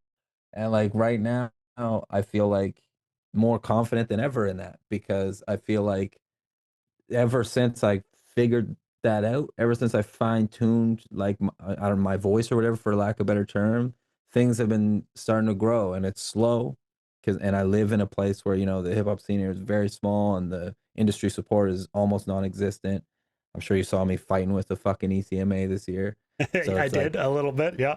you know, so it's like it's fucking tough out here trying to like make it in hip hop and stuff. So it's like, but I don't want to leave. Like I love my community. I want to be here. I want to build it here and be a part of it. So you know what I mean? It's an uphill battle, but once I started to like figure that out and lean into it and like get even more honest and even more, you know, raw or whatever, I feel like things started to build and like, you know, my shows are getting better, my show offers are getting better, the beats I'm rapping on are better, I'm rapping better, my performances are getting better, and like I'm feeling more inspired, you know. I went Good, up man. and because do you listen to Wiki? Are you a Wiki fan? No, that's new to me. Dude, I listen to so You much remember Canadian hip hop that at this point well I Wiki's from New only York, have right? time for But Canadian stuff, really. no, that's fair. And Yeah. we appreciate you for doing it. Wiki is like, do you remember Rat King? Does that ring a bell? That's like an underground rap group and like in the blog era kind of. They're like alternative like hip Sounds hop. familiar, Anyway, but I couldn't tell you what they did. No. Wiki's awesome. He's like Okay. just like very unique, very cool rapper from New York, underground guy. Done a lot of like do you know Mike, like all capital letters? Mike, that dude, he's like an underground rap dude. Yeah, yeah. Him and Wiki did a whole record with Alchemist like last year. It was amazing. Okay. And he's worked with like Earl Sweatshirt and stuff. Anyway, he came up to do this really cool new festival in Halifax called Mayworks, and it's like a music and arts festival based on like working class themes and like people. Super fucking cool festival in Halifax, and they brought him up and Uncle Fester and some other like homies of mine, basically like Tachichi was on the bill and Hatfield, who's super dope. And Yeah. Basil, who I didn't, who that was my first time seeing him actually, and he was super dope. rapper from Halifax. Okay, Um, that's a new name to me. Basil. yeah, Basyl. Okay, Check him out. He's super super dope. I don't I even will. know much about him. I just like that was my first time seeing him, and he was really good. So I like followed him on Insta. So I've been kind of like slowly figuring out. I've been busy as fuck, but I've been slowly kind of like discovering his stuff. Sure. Um, but I got to go. I'm a huge Wiki fan, so I went up to see that show. But Fester was like DJing before his set, so he brought me up to do a song, and I got to like go up and like perform a song and hang out with Fester, and like Ghetto Sox was there and stuff, and it was just like a good vibe, Yeah, But yeah. it was like, Community. yeah, it was just an inspirational, like good feeling to be at that show, And I went last week or the week before. I went to see Cypress Hill with De La Soul and Fireside. Okay, They actually played be a dope here. show. Yeah. Oh man, it was so inspirational, man. Because then those guys, like the older guys, man, they can put on a fucking show, dude. It was so good, because the DJing is amazing and like the routines are amazing. The songs obviously are. I mean, De La Soul Yeah. are like fucking heroes. I love De La Soul. I love Farside and Cypress Hill as well, but De La Soul to me is like, them and Tribe to me is like the two best discographies like ever. Yeah. So it's like seeing them live, like even, and it was really cool actually because, like obviously there's just two of them now, but they actually had Talib Kweli with them Oh, sick. as the third man. And so they did like some of his tracks in the middle. They did like Get By and like stuff in the middle. But it's so rad, because you got Maceo is like rapping and doing like DJ routines and stuff. And like Cypress Hill had a live drummer, and like there was like sections where like the drummer and the DJ would do routines back and forth. It's just like the Nice. the crowd interaction and stuff. It was just like these are fucking professionals that are like so skilled at like the live experience.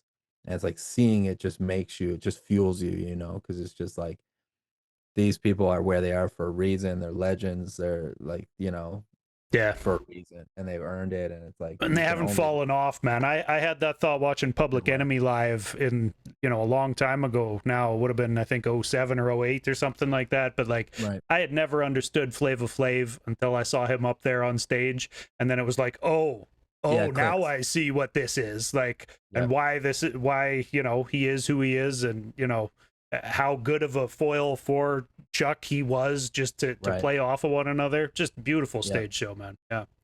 Yeah, I could see that, man. Like, Yeah. but I, in those days, it was such a bigger part of it, and now it's like it gets taken for granted. But I do think I get like I keep saying this about different stuff tonight, but I do think that we're going in a better direction now with that. I think that there's been a backlash to the like standing up there while your song plays and just right. like kind of walking around. Like that shit is starting to become lame to people, which is good because it's starting to push people into a direction of like thinking more about the live show. Yeah. And the And I craft. think part of Yeah. that too is like, and maybe this is just like my experience in my community. I feel like the more energy and thought I put into making the show experience more interesting and more intense, like the better the shows are, and like the better attended they are, and the more people like. I think that people do want to be together in, IRL. You know what I mean? Like, I don't think people want to just be on their phones. Yeah, Like, no, live music will never go away. People love yeah, live music. As much as I personally, I'm like I've said before on this show that like I like my music in headphones. I for me hip hop is so lyrical that like of course I love live shows too, but the main experience is hearing what the MC has to say for me, yeah, and really analyzing those lyrics. So to sit with it, it annoys me when I'm listening to an album for the first time and people want to like talk to me instead of right, like letting me focus on the lyrics. So yeah, yeah, there's a time and place for the party, but then there's also a time and place to lock in and actually like absorb what's being yeah. said by the MC, I think. um The Dude. community, man. I mean, I just got home from Flourish on Sunday, and like Flourish Festival is my favorite festival, and it's just like a small festival in Fredericton, but Mm, it's like the energy is so good, and it's just like the vibe is so good, the audience is so good. I mean, like we played to a full room of people that were like locked in, and it was like, it's like it's not like I'm just some random underground fucking rap guy, you know what I mean? Like, so it's like, but all night, like Lavender played as well, and like she had a great set and a great audience. Woo's had a great set and a great audience. It's like, it just the energy in there. It's like you can tell that everyone is like stoked to be together and see live music and like experience art and culture and stuff. Like I agree that I don't think that's ever going away. Yeah, yeah, and Once you that's experience it, you can't, there's no way to recreate it from home. you got to give yourself some credit though, man. You're not just random hip hop underground guy at this point. You and the other people you mentioned there, Woos and Lavender, like you're all very talented people who have put a lot of hours into your craft and, like you That's said, put a true. lot of thought into how to do a good stage show. So the underground rap guy who nobody wants to see open when D12 comes through town, and sorry, Michael Shabazz, who you mentioned was opening for D12 when they used to come through town or whatever. I'm sure Oh, we're he's not not talking them about Mike either. Shabazz. No, Mike Shabazz is I'm incredible sure. live. I'm sure he's not them either. But I just realized as I mentioned D12, they're Yeah, my yeah. typical go-to for Yeah, like an the guys that have unintentional. Yeah. 50 openers or whatever, right? And You better be it's careful, man. If Mike starts rapping at you, you'll be in trouble. no, please don't. It's all love out here, Mike. But those are the guys who people shit on and who Yeah. are really just getting in the door or whatever. That's one of the reasons that I do Atsic though, is because there's a lot of artists who are at your level and Lavender and Tachichi and like at that level where it's like these are very skilled people who deserve a wider audience. Right. And so you got to give yourself some credit there. But I wanted to ask you, dude, about your two newest singles. I listened to Hang Loose and Stay Solid, both from Mhm. 2025 here. Yep. And they have very different names, Hang Loose and Stay Solid, but on both Yeah. of those tracks, That's true. Didn't mean to do that. you had a singular message that I caught, which was "kill all fascists." Do you say exactly those three words in both of those songs? It was something very Yeah. close to "kill all fascists," and I think you rhyme with it differently off both of them or whatever. But I was like, Yeah. is the album "Kill All Fascists"? I noticed your last two releases were in October. Are we getting the album "Kill All Fascists" this October? No, man, these are just loose. It's just been on my mind. Okay, It's on my heart. You know what I mean? yeah, I word. don't know. I like we actually like me and Fez are working on something new as well. Nice. But I can't That's say I don't exciting. want to say anything about it yet because it's so like we haven't done anything yet. It's just conversation. Well, you It's just said the last one just conceptualizing. came together song by song. I think that's a good way This to one's put a more of a project together concept. too. Oh, okay. Yeah, this one we have like a concept, like sonically and like logically. This one already has a title. I already know what I want the artwork to be like. And Nice. originally, I was gonna produce it myself, and then as I kept thinking about it, I realized that like Fez might be interested, and I was like, well, if he produced it, it'd be way better. So let me just see if he's interested. Well, and you guys So kind of I have some momentum going from the squeeze right now too, so I think Exactly. that's And probably I a good look. love Yeah, Fester, man. Like just like as a guy, like as my friend, like yeah, he he's a seems like fucking good shit. good dude, man. Yeah, And like ever since the tour, like we were already friends before that, but I think we came away from that tour just being like actual friends, you know what I mean? Where it's like I want to know Fez is doing good. Like if I'm in Halifax, I'm gonna come by the house and like hang out and chop it up and smoke one and like you know what I mean. yeah. Like that's the homie for real. So we just kind of started conceptualizing the next record, but like we're definitely doing like a whole other record together for sure. Like we have a good thing going. Like I think we have a good energy and a good what's the word I'm looking for here, man? Chemistry. Chemistry. We There got you a go. good Yeah, chemistry. You know what I yeah, mean? yeah, for And sure. like, but the record that me and Wolf are doing is like just about like we're just trying to have fun on this record. Like it's we're still gonna get off our perspectives on it, of course, and there's still some like we're still talking about real shit on it at certain points. Right. But me and Wolf like we're really inspired right now by just the shit that we liked when we were kids, like, and we're both into like early 2000s hip hop and R&B. That's what Some of we that like. more mainstream stuff you were talking about Yeah, getting but it's into like earlier. Yeah, it's still like it's us, right? So it's like and like Wolf's producing it, so it's still gonna be us, like and that's the beautiful thing about like having influences and inspiration is like you'll never like a great artist is like unsuccessful at trying to be like their influences, and that makes them successful at being themselves, you know what I mean? So Yeah. I think like it'll have its weird spin on it, you know what I mean? Because it's still me. Like I'm not like I'm not ever gonna make a record where you're like, oh, this is exactly like Nelly or whatever. Like you Right. know what I mean? But Yep. we just like sonically and shit, we've been talking about that shit a lot and like kind of bonding over that sound in that time period. Right. Um, so Dude. like the Fez record will be like aggressive in its stance Okay. for sure. That's the concept of it. Okay. But Are the you? singles, it's just like I wanted to do a record with DK, and you know he's super dope, and we hadn't worked together, so Yeah. he sent me a beat, and then I wrote all my parts, and I showed it to Mike because Mike's one of my good friends, and like I always show him stuff I'm working on, and he insisted that he get on it. He was like I'm rapping on this. He was like I So can't wait, make is you that use one of the it. singles that's out already, or this is Stay still coming? solid, yeah. Oh, Yeah, okay. he's on Yeah. Stay Solid, yeah. Yeah. Because Nice. and it just happened like I showed him it and he was like, I'm sending you a verse on this. Like, do what you will, but you're getting a verse. And of course it's Mike, so it's super fire. Dope. And then Hang Loose, like me and Bry hadn't done a single together in so long. Bry's so busy, like he plays in a band called Motherhood that's like Okay. I was gonna really say, tell fucking me who good. that is because I didn't recognize his name, but yeah. Yeah, yeah. So he produced Eat the Rich was like some years ago. It was like an Sure. album that we did together. Yeah. That was kind of to me like the first Steven Hero record that like really feels right and like really like I feel like I really like kind of figured something out on it. And I love that album so much. And it had a little moment just here, like regionally. Um, and we've done some stuff together over the years since then, but he's just very busy. Like he's a very prominent like musician that does a ton of shit. Sure. But we were like, let's do something like towards the spring, and he sent me that beat and I loved it, so I just talked some shit on it. But it's funny that I never noticed the Stay Solid Hang Loose thing.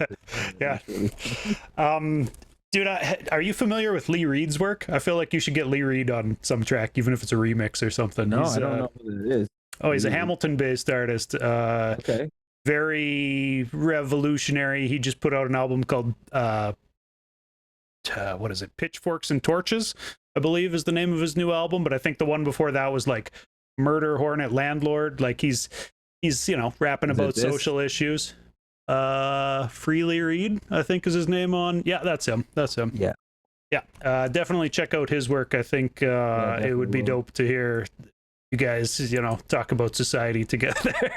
Well, it's nice, like making connections with artists that like are concerned about that stuff and like want to speak on it. Definitely Because do. I still like, I don't know, man. Like I still like making shit that's just fun. Yeah, of course. You know what I mean? It's like hip hop. You can. It's magical. You can include any genre and you can talk about anything in the world. Like Yeah. it works. In my And you can opinion. just throw a bar here and there about something too, and Well, have that I like represent your fucking just views. cracking And jokes and shit too. yeah, exactly. Be funny on Yeah. stuff. You do a really good job actually of walking that line. I think there's something inherently not sexy about rapping about the dish pit and about our real lives or whatever, right? But you managed to make it like. I still managed to mention my dick as much as possible. Well, sure. I was going to say you managed to make the music appealing to a broader audience, but that's a weird way for me to describe it now that you've said that. No, I try to do that though, man, because I don't want it to be all. I'm not like a self-serious person.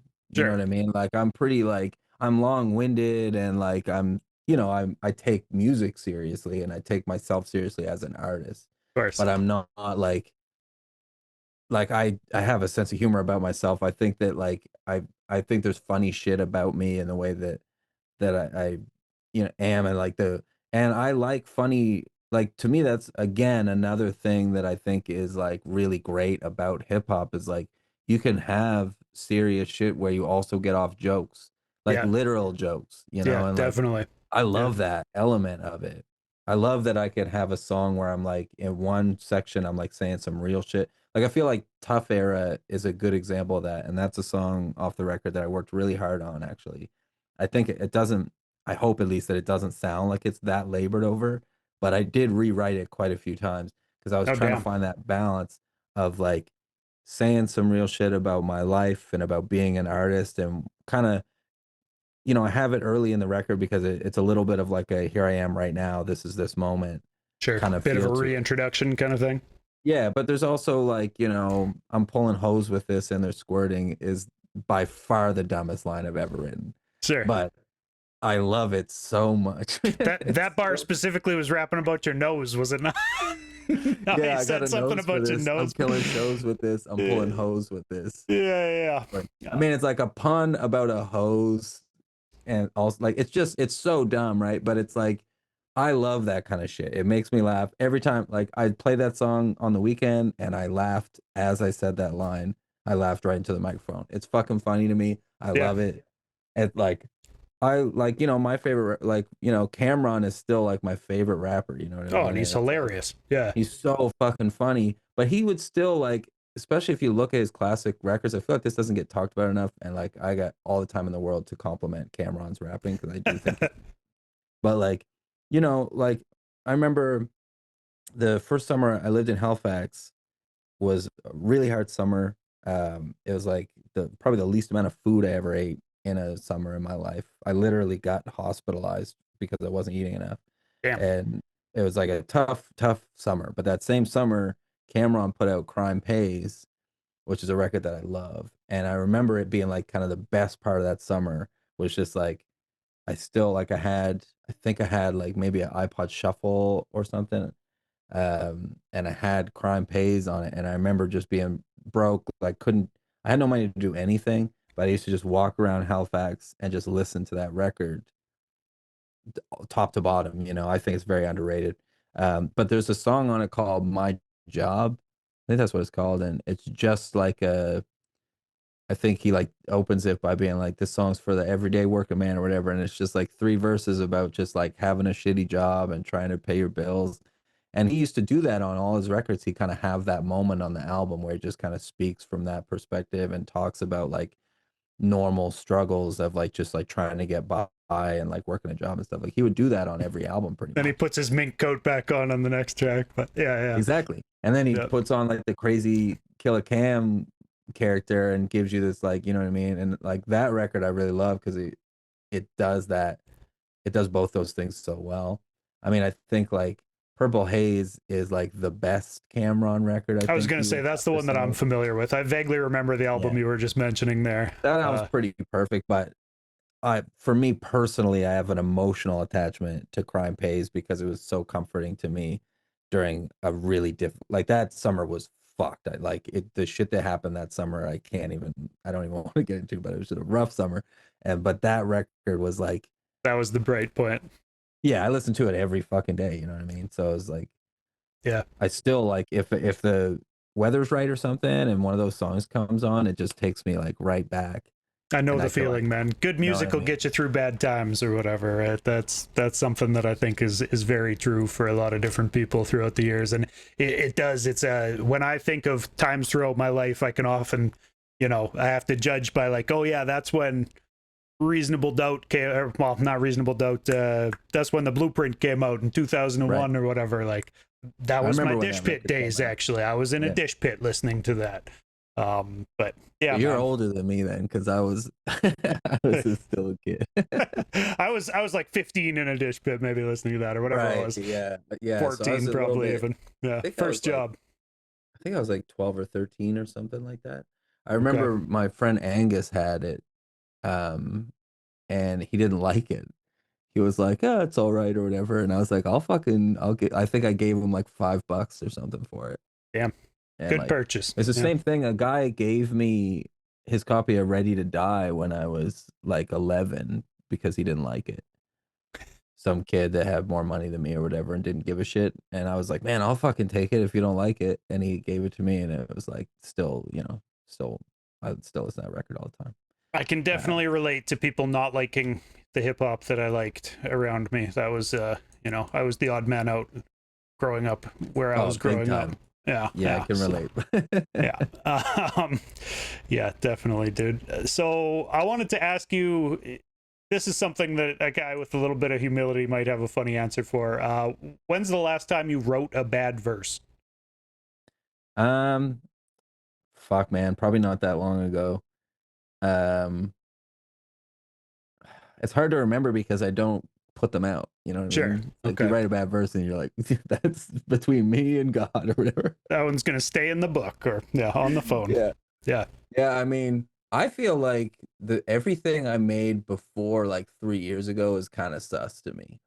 You know Okay. what I mean? That's like I have fondness for it, like, like because if you look online, like everything before like 3 or 4 years ago, I kind of isn't online anymore. It's kind of shit. Nothing that I feel like, you know, like super embarrassed about or anything, but it just like it doesn't meet a certain Just the caliber that growth like, takes a while yeah, to and I get to what don't. you want to be. Yeah. Yeah, and if someone's going through my catalog and stuff, I don't want them to find anything that's too much of a clunker. You know what I mean? Like That makes sense. that.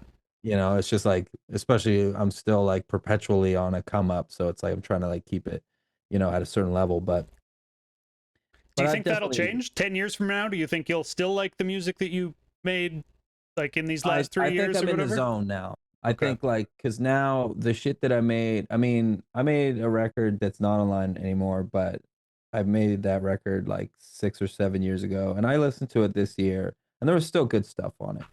It Okay. wasn't like awful or anything. Like there was some legit like songs that I really like on it actually that'll probably end up coming out at some point on like some like Bandcamp compilation or something like that. You know what I mean? Like so there's good stuff back there, but it's just like I feel like I figured out my thing. And like once I figured that out, it was like I really felt like I unlocked something, and then everything before that just feels like it's not quite Steven Hero or something. Sure. So it's like, but I've written back like even like the first actually I wrote there's a song on the Squeeze called Smoke 'em If You Got 'em with D Hernandez and Wolf Castle. Yeah. And the first verse that I wrote for that wasn't very good. And I remember it was like probably fine, but it was like I remember Fez found some kind of polite way of being like, maybe take a look at that again or something. I can't remember what he said. It was like, but I knew it wasn't like when I listened to the rough track, I was like, I might have to revisit this. And then I scrapped the whole thing because I started kind of reworking it and I found it annoying. So I scrapped the whole thing and then I just sat down and I was like, all right, like D Hernandez does this amazing intro. The beat switch is so dope. Wolf Castle has this great verse, Yeah. and then I'm at the end. So it's like I gotta stop fucking around, take a minute, and just like lock in. So I locked in, and then I ended up writing, I think, one of my best verses on that song. You know what I mean? Just from a rapper perspective. Like I think it's a very like it's a fucking great just 16. I'll It's have to like if you listen want again. to. I know I played that track on Atsic. That was, I think, one of the singles, or maybe it was just an album pick that I chose off that album when it Yeah, maybe dropped. like But it's a yeah, fun track with like you know what I mean with the beat switch and the guests and stuff. So it's like I definitely was like, and I've highlighted that verse a lot. I think on like on TikTok and socials and stuff. Yeah. yeah, Okay. because it just like I felt proud of it and like I thought it was really good. And then when I sent it to Fez, I was like, hey man, I did a new verse for this. Here you go. And he messaged me and he was like, yes, this is where we need to be at. Like this is the verse.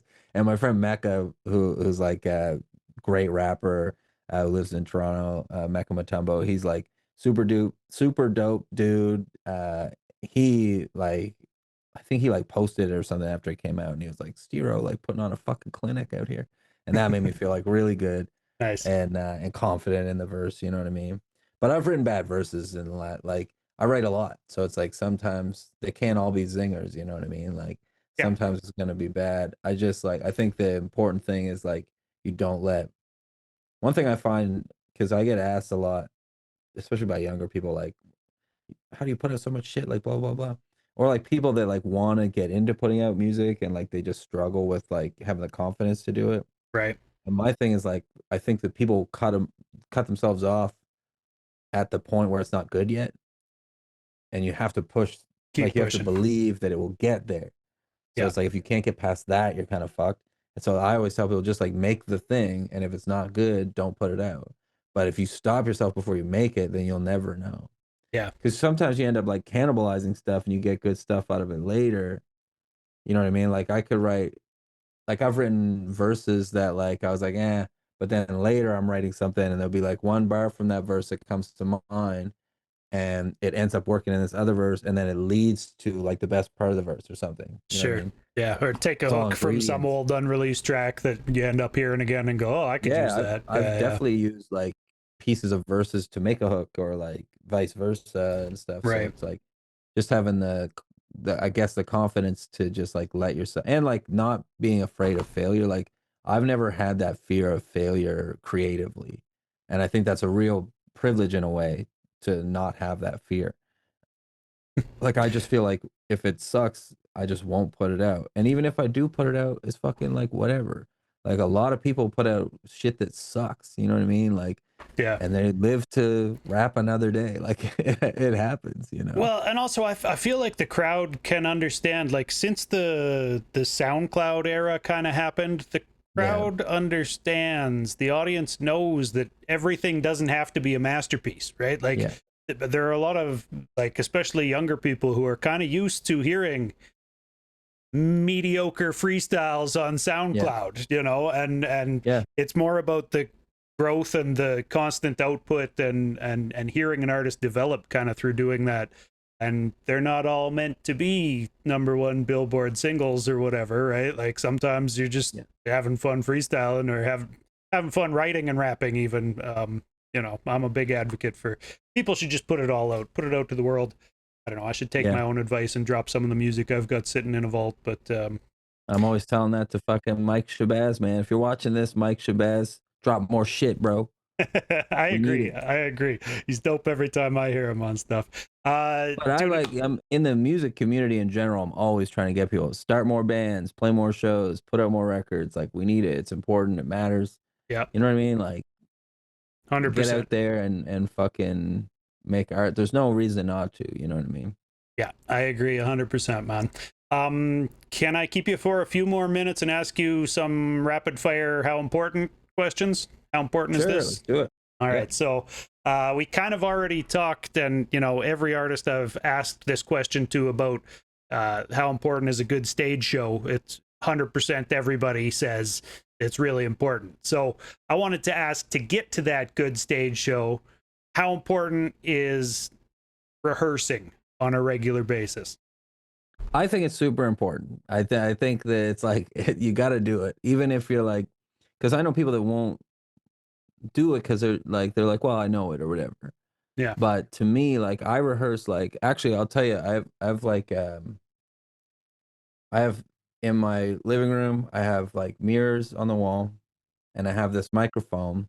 It's in the living room where I would show you because I have a show on Friday. But so if I'm rehearsing by myself, like meaning I don't have a DJ to rehearse with, because I will Right. rehearse with a DJ if I can. Yeah. But even if I can't do that, I rehearse at home in front of the mirror, like a dancer would, like any professional would. Yeah. So that I'm locked into like what I'm doing, what my movements are, you know what I mean? Like I dance a little bit on stage. I'm not good at dancing, but the crowd wants to see you vibe, you know what I Yeah. mean? And Yeah, it's like definitely. because you're really like as a performer, as an entertainer, especially in bars and shit, like I'm playing bars and stuff a lot of time. Like on Friday I'm playing like a big outdoor stage, but usually I'm in fucking bars and shit. So it's Smaller like setting. Yeah. yeah, and it's like people are trying to have fun and you're the curator of the vibe. That is what you're doing. So it's like I always tell artists like the worst thing you can do is fucking kill the vibe. Mm. And it's the vibe can be different depending on what the thing is. If you go to see like 3 acoustic singer-songwriters in a coffee shop at 6 p.m., the vibe is different than like when I played at like 12:30 a.m. in the bar last week. You know what I mean? Like those are different vibes. But Yeah. either way, you have to understand like what you're curating and like what you're doing. I was playing with like a Latin funk soul hip hop band rapping in the middle of the night. So it's like we're here to party, like we're turning Get up, people to you know. dance a So little it's like bit, a little funk yeah, like jam. we Yeah. played 40-foot limo, like with the fucking like live band with a saxophone faster than it is on the record, Nice. with like big crazy drum rolls and stuff. You know what I mean? Because it's like we're That's the partying. type of fun shit you can do with a band, man. I remember Yes. I saw the Roots live actually at the same uh fuck was the name of the festival? Ring the Bells or something. I don't Yeah, know. Yeah. Rock the Bells in New Rock the York. Bells. Yeah, that's the one. Yeah. Rock the Bells. No, I was in San Francisco for the one that I Okay. went to, but saw That's Cypress the Hill festival I there would and most like to go to, man, in the Public world is Rock Enemy. the Bells. Dude, it was great. We saw Wu-Tang that day, but one of the coolest parts was that the Roots during their performance, they did the Seed 2.0 or whatever, their I huge love that hit. song.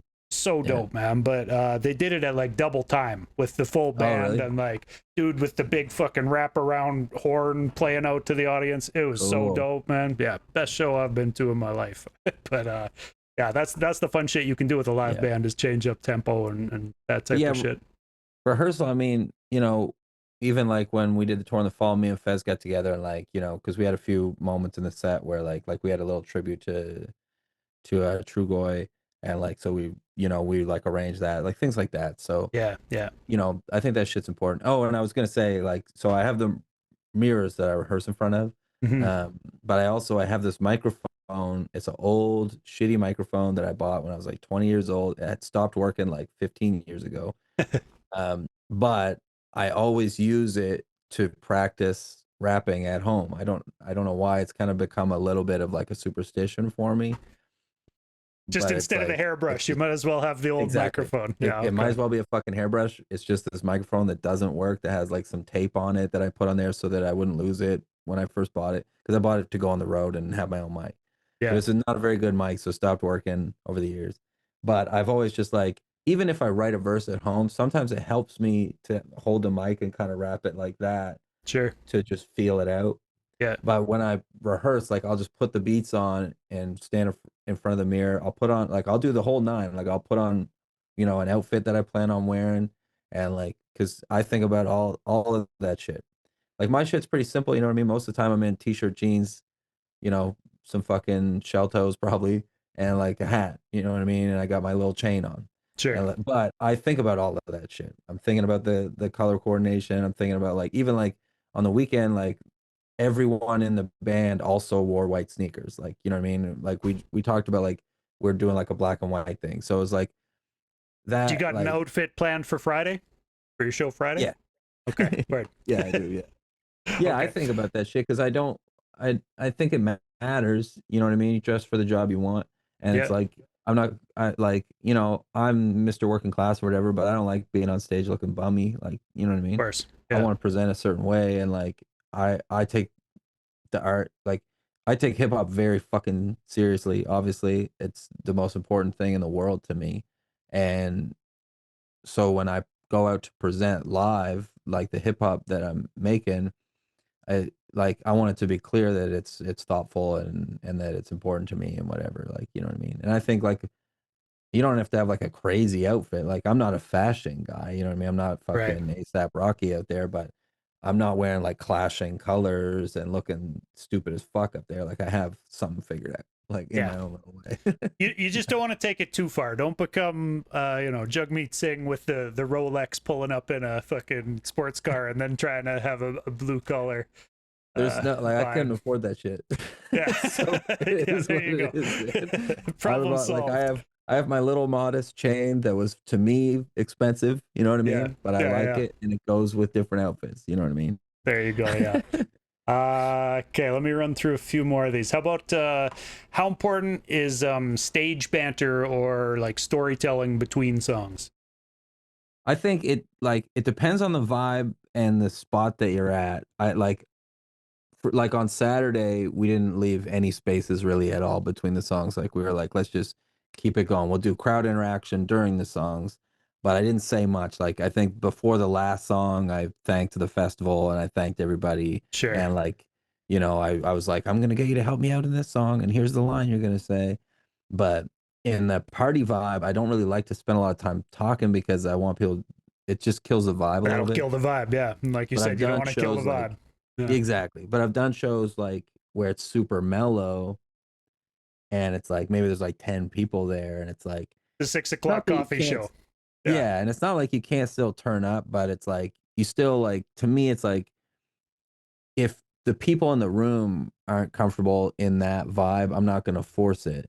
So in that situation, I turn into more of like almost like not that I would compare myself to an actual stand up, but it becomes like a stand up vibe in the middle of songs where you're kind of cracking jokes and like talking to the crowd. And then it becomes more of like, this is almost like a showcase for my songs where I'm going to talk to you and you'll get to know me a little bit better. Like I've done open mics like that too, where it's like, you know, like Frank Mack used to do an open mic, like a hip hop open mic in Fredericton.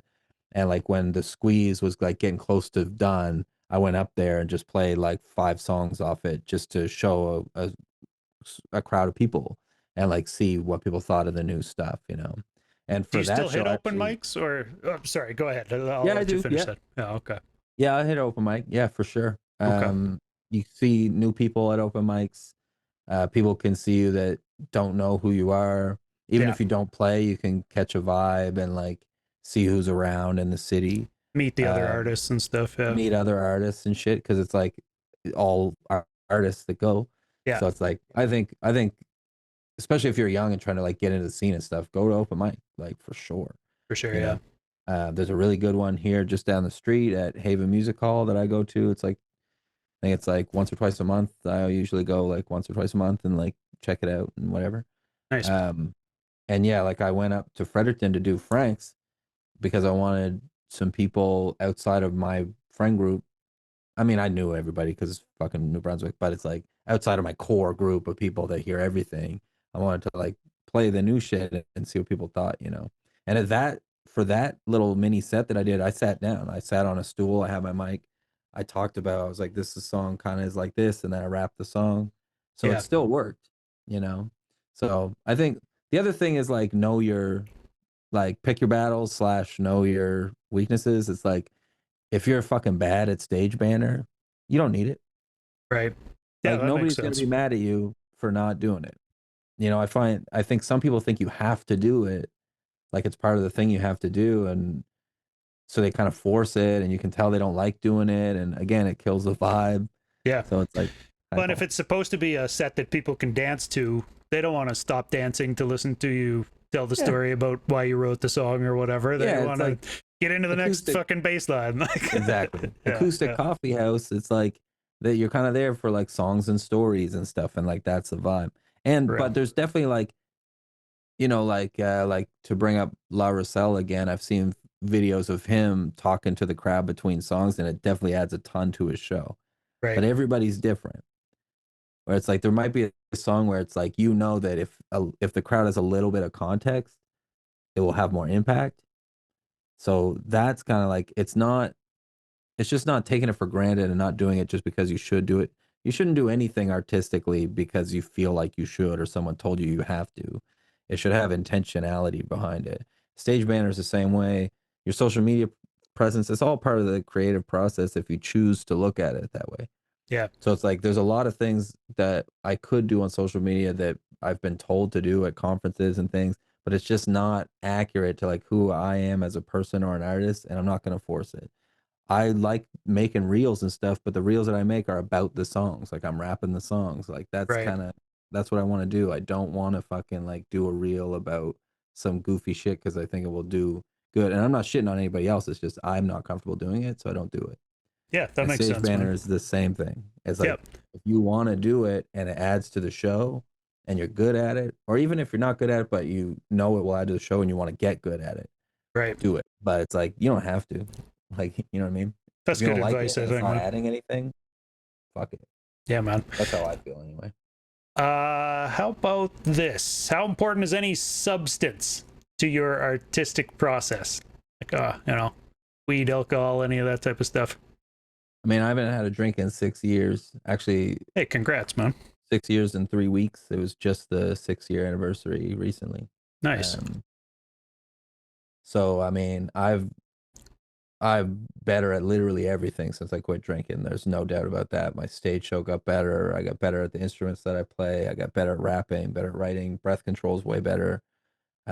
Yeah. So, my memory's better. So quitting drinking benefited every aspect of my life, especially creatively. That's big, man. Nice.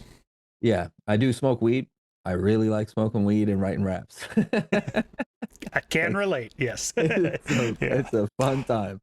But I don't need it. I definitely have written good rap verses without it.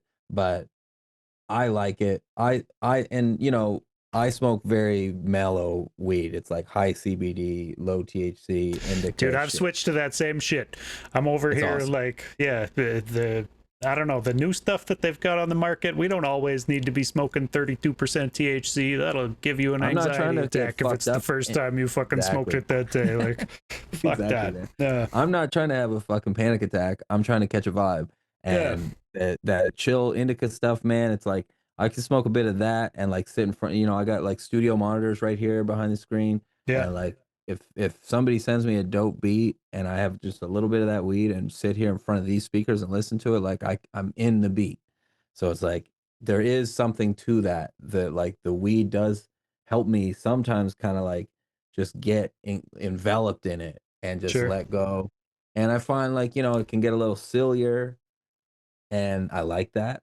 You know, I might think of a bar that if I was taking myself too seriously, I might not think of. But if I'm a little baked, it's gonna come out and I'll laugh. And then I end up keeping it like that squirting line. That was one of those where I was baked and Right. I said it and it made me laugh. And then I was Those are like, the I'll best probably change bars, it. man. Yeah, Write a I bar thought and I'd it probably makes change it yourself later. chuckle. Yeah. Yeah, I thought Yeah. when I first wrote it down, I was like, I'm probably gonna go back and change that. But it was so funny to me that I kept it, and I'm glad that I did, you know? But I don't think there's any real, like everyone is so different. I don't Sure. think there's no, you know, I don't You're think not you have to prescribing it be. for other Yeah. artists here. Yeah. Yeah. You don't have to be any kind of way to make any kind of art to me. It's like you don't have to. You know, it's like I don't watch sports. I don't care about sports. I got nothing against them, but I'm not interested in sports. Most of my Sure. rap friends love sports and like sport references and hip hop obviously are everywhere. And it's like sometimes I don't get what the fuck people are talking about. You know what I mean? Because I don't watch sports. Well, bro, I've been cheering Oilers. There's Yeah. an Oilers game tonight. I should probably be wearing my jersey. I've worn it the other game Yeah. days when I was doing these things, but I like playing basketball. I'll like play basketball with my friends. I'm sure. not great at it, but I like doing it. You know what I mean? Yeah. But I just don't follow sports in that way. Yeah. But like, you know, just all that to say, like there's just whatever your process is, but I definitely wouldn't like you definitely don't want to get into a place where you feel like you need to get high or drunk or something to make your art. Like I think that's a bad direction to go in. You know what Yeah. I mean? Weird. Dude, for me, like name is Doobyis. I definitely have smoked a lot of weed through my life and wrote a lot of raps while I was smoking a lot of weed. And Yeah. um, I worked at a supervised consumption site, and it turned into a job where I was running a music program at the Right. supervised consumption site That's with cool. people coming through to record. And so they told me, like, hey, we're going to make this program you were volunteering to do 5 days a week. You could do it for 8 hours a day. And I was like, God damn, can I be that creative sober all the time? And Yeah. the answer was that, like, yeah, I could. I wrote some dope shit with guys when they'd ask me to get on songs with them or whatever, you Of know. course. Of Yeah, it's course, still man. there. The It's in you. it's still there. Yeah, whether you got the weed or not. But yeah, I still prefer to light one up if I'm gonna sit down and try to write something myself. Yeah, I like that. Yeah, man. How about how important is having a theme or a concept for your album? I think it's like I'm an album guy, so I'm a big fan of that. And it doesn't have to be something super strict. I mean, you know, I've made concept out like Paper Flowers was a strict concept, you know what I mean? That like Mm-hmm. required research and shit, you know. So I do like that kind of thing. I like concept records and stuff. But I think when it comes to like a theme, it's more about having like there's no point in making it an album if there's no cohesion at all, is kind of my Right. view. Yeah. So it's like even something like something obvious. Well, GNX, right? Like we were talking, like we mentioned GNX earlier. I love that record. Yeah. It has a theme, but it's like it's a theme that like you can go in a bunch of directions within. And that one of the reasons why I like the record so much is that it does have so many different vibes and moods. It has storytelling, it has deep concepts, it has shit talk, it has jokes, it has just like hard beats, it has melodies, but they all are tied together with this kind of feel.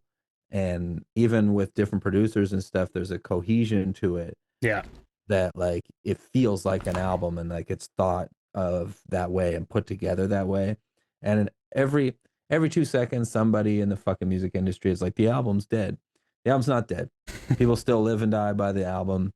Yeah, Every great artist in the history of music has great albums. There's zero examples of like people that, are considered among the greats that only put out singles and Lucy's and fucking EPs on Spotify. Like that doesn't exist. for So sure. I'm not here for that fucking no one I've cares about seen albums. with this whole Joey Badass thing, that's one of the biggest criticisms of him going at Kendrick that I've seen people talk about is that, like, Kendrick has Wow. classic albums under his belt.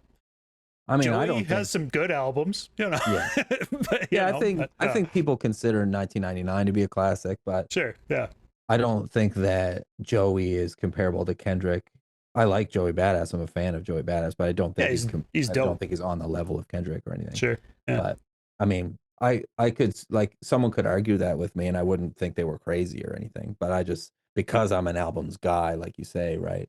yeah, To me, it's like the run because I think they're all like I'm not one of those people that thinks that Mr. Morale was like mid. Like I'm not one of those people. I think that album's amazing, yeah, and I feel the same way about Good Kid, Pimp a Butterfly, Damn, and the new one. Like yeah. I think it's one of the best Kendrick only discographies. drops good projects, really. All of Exactly. his projects are And I amazing. think Yeah. that matters, and I think we're seeing the proof right now. Like, you know Mr. what I mean? Morale was really brave for him to drop two because it I wasn't agree. trying to be something that was gonna, like I was saying earlier, that sometimes it's just about kind of growth or about expression.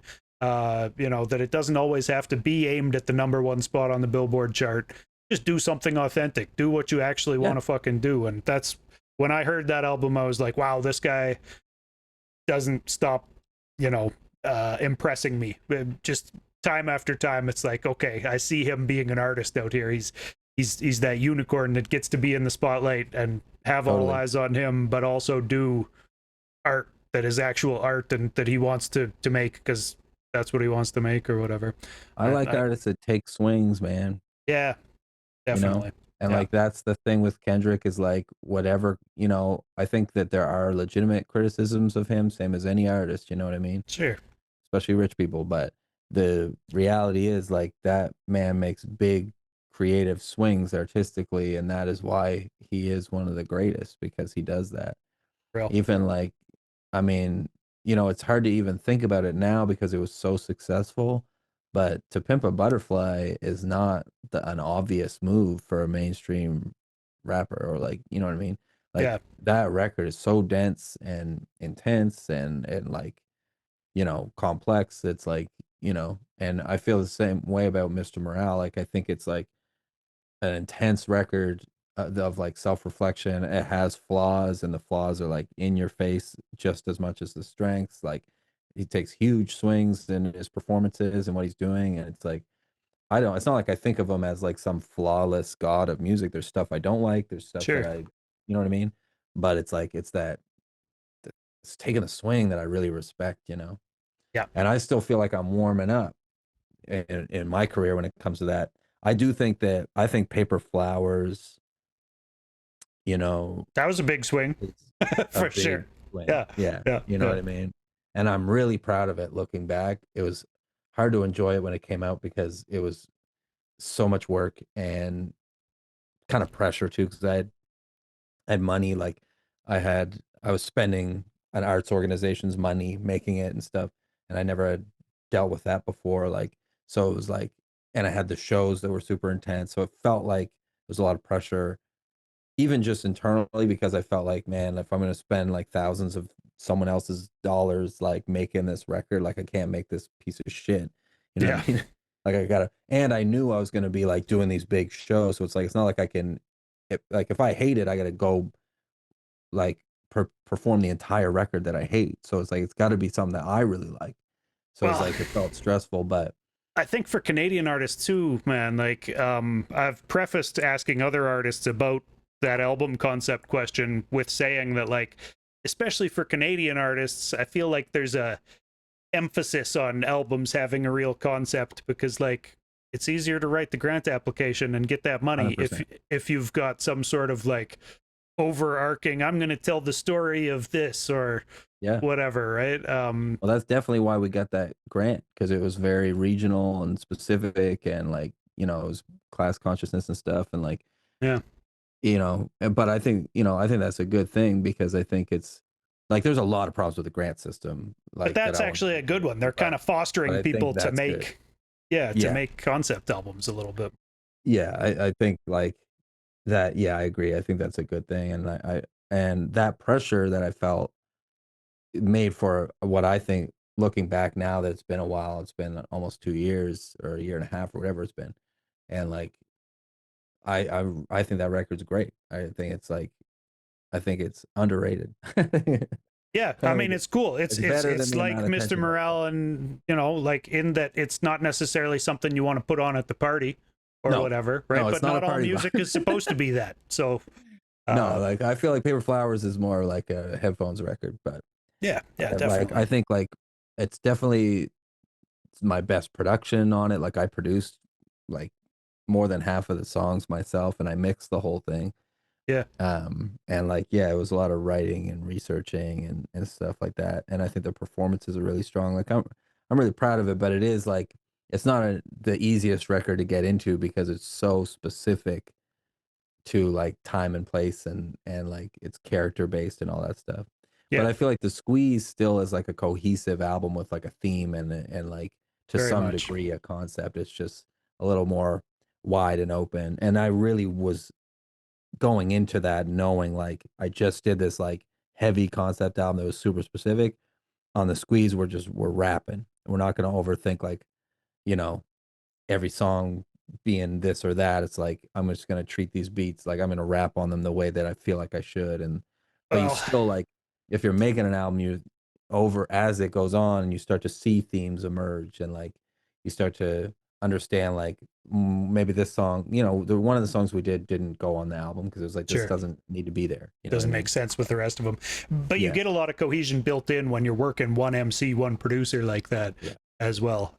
I love those records, man. Like that's like, like Black Thought and Danger Mouse's record was like one of my favorite records ever. Like the fucking like Rock Marciano and the Alchemist. Like it's just like Yeah, I really love, or like even that record I mentioned earlier, like Wiki and Mike with Alchemist. Like I mean Alchemist and anybody, but yeah, like I love that dynamic a lot. The one rapper, one producer thing. I think it gets good results. Obviously, like Mad Villainy being the most like the greatest rap record ever. yeah, It's yeah, just like you get good results. for real. Well, as long as both elements are talented or whatever, you get good results Yeah, for sure. exactly. Yeah, But you can lock in a good way. definitely. Okay, so one more of these, and then I'll let you out of here, man. I appreciate you spending so much time talking to me. This has been fun. It's my pleasure, man. I'm a bit long-winded. Hey, Um, no, this has I been gotta good. I gotta take a piss here soon, but Okay, but I'm having a this is the fun time. last how important question. How important is having a mentor in music? Um, that's a tough one because I feel like it's important, but it's more about like it's so helpful and good for you. Um, but I mean, when it comes to hip hop, I like my whole childhood. It was it was my favorite thing in the world. I was so passionate about it, but I didn't know anyone else that felt that way. And the people, like the adults around me, a lot of the adults around me were like aggressively against it. You know what I mean? Like I had people tell me it wasn't real music and it was a waste of time and all stuff. Sure. And like kids made fun of me for it and stuff. Like even in high school, like I got shit on for being like into hip hop and like it. But so like I still managed. But I'll say this: I do think that if I'd been able to find somebody that was passionate, that was like older and more experienced, that understood what was going on, I think that I would have got better sooner.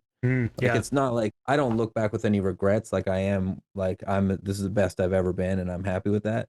But I think if you look at any like prominent like creative that's like really great, like a big like element of that is like just having some encouragement is a big thing. For yeah, me personally, like definitely. I like it took me so long to like even perform anywhere. Like I was like, I think the first time I rapped on stage, it's probably like 21 or 22 or something, which like maybe that'd be normal. Like I know it doesn't sound that old, but I started rapping when I was 11. Sure. You know what I mean? So Took it's a like, while to get the yeah, nerve up to get on stage. Yeah, big time, and like, and I was hammered. sure. But like, like it just like if everyone around you is making you feel like crazy about it, or like it's easy to doubt yourself. And I always knew, like, to me it was like no one could tell me anything bad about hip hop, like, you know what I mean?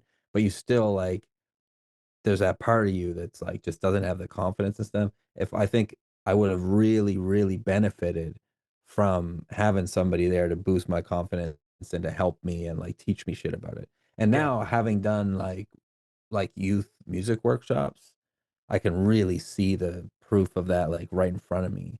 yeah, Like I've brought different, like I think I've done 3 different sessions now, like studio sessions with like different groups of like young musicians that I was like kind of mentoring for that workshop. And like they all got to take away a recording that they made that day, and it mattered. Like you could see it, you could feel it, yeah. you know. I know that Just experience very much, man. For people living on the right. street, and Yeah. you can send them away with a song that they can go play off their cell phone for their friends, like outside or whatever. Just watching that community and how happy everybody was to be able to have a chance to record a track. Yeah, it's huge, man. It gave a lot of people a reason to, wake up the next day, I think, honestly. Yeah, I think you're right. I think there's no way to overstate the value of that. Yeah, So I think like if you can find somebody that you gel with that is like boosting your confidence and like helping you, there's definitely no fucking shame in that. If you can yeah, get somebody with more experience, because now like I'm at an age too where I feel like that's one of the most important things about what I do every day is like making space, not even just to do like specifically like workshops and stuff, but even just the way you book shows and the shows that you go see. It's like go see young artists and like be outside a little bit. And even like I try to like I get like I can't answer them all the time, but I do try to answer like DMs and stuff from sure. like, rap kids in the city or whatever that like they think I'm more successful than I am because I was in Complex or something. Let them So believe like the they legend, man. Yeah, yeah, exactly, whatever. But like I try to be open and like and share everything I can share and like give advice where people are asking for it and be honest. yeah, And sometimes like that's really necessary. I did like a sobriety in music workshop thing or something for this like emerging artists festival thing in Fredericton one time. And some young person like asked me about like, what if I do this for like 6 years and then, it doesn't go anywhere, like, and then I will have wasted like 6 years, like, what about that? And I was like, well, if it was a waste of time, then don't do it, because like you should be have to something have you that. want to do. Yeah, Yeah, like, do you really think making art for 6 years is a waste of time? Because I right. personally don't. No matter Yeah, what happens, I that don't sounds to see that. me like So, somebody asking, like, what if I write in my journal for 6 years every night, and yeah, then it ends up being a waste of time? Like, yeah, it you doesn't don't matter. you don't need to But achieve being anything like out of art. Like, just make some art. being part of the artistic community is so important, man. There's no like throughout everything we know about human beings, like there's no time you can point to where there's no creative expression. Mm, It's there in every part of the world, every part of history. It's there. yeah, To me, it's like the birds sing, you know what I mean? And so do we. Like it just like it's elemental, it's important. It's like it's always going to be there. fuck And yeah, like we've allowed, I think, another issue that we deal with because of capitalism is like we allow ourselves to be convinced that creativity is a commodity. right. You know what I That mean? everything should earn money, or it's Exactly. not And worthwhile. Yeah, that's not the case. It's like you sing because it's beautiful, like not because you might make money off it. Like I would love to make a living off of being an artist because I'm a great artist and I work really hard. So that would be great. yeah, But there's nothing will ever stop me from doing it. It's like it's essential to my everyday life. Like, you know what I mean? I yeah. consider like, and like, I've mentioned this to you before. Like I make, like I play in a punk band, like I do all kinds of music stuff, but hip hop to me, it's, it's like, to use the cliche or whatever, but it saved my life. It gave me everything good that I have. When I was a little kid, man, like I was the most anxious little fucking weird kid. I didn't get along with other kids. you know, I grew up pretty poor, like in the middle of fucking nowhere. I didn't have very many friends, and like hip hop music, it gave me confidence. It allowed me the space to consider self love. I think a big element of hip hop that maybe doesn't get talked about enough is like the like element of like radical self love. I think that's Yeah. like a huge part of hip hop culture that I think is really important. And And self that recreation too, right? We choose our own yes, names and go exactly, out there and be a exactly, different man. thing. Yeah. Yeah, you're right. And the way that you Yeah. present yourself to the world and like the like, you know what I mean? It's like there's a superhero element of it, there's an escapism to it, but there's a realism to it. And that's like there it's complex thing, but it's like I really needed it when I was a kid. And like and you know, obviously like there's a historical precedent for that, you know what I mean? I'm like I have white privilege, I have male privilege.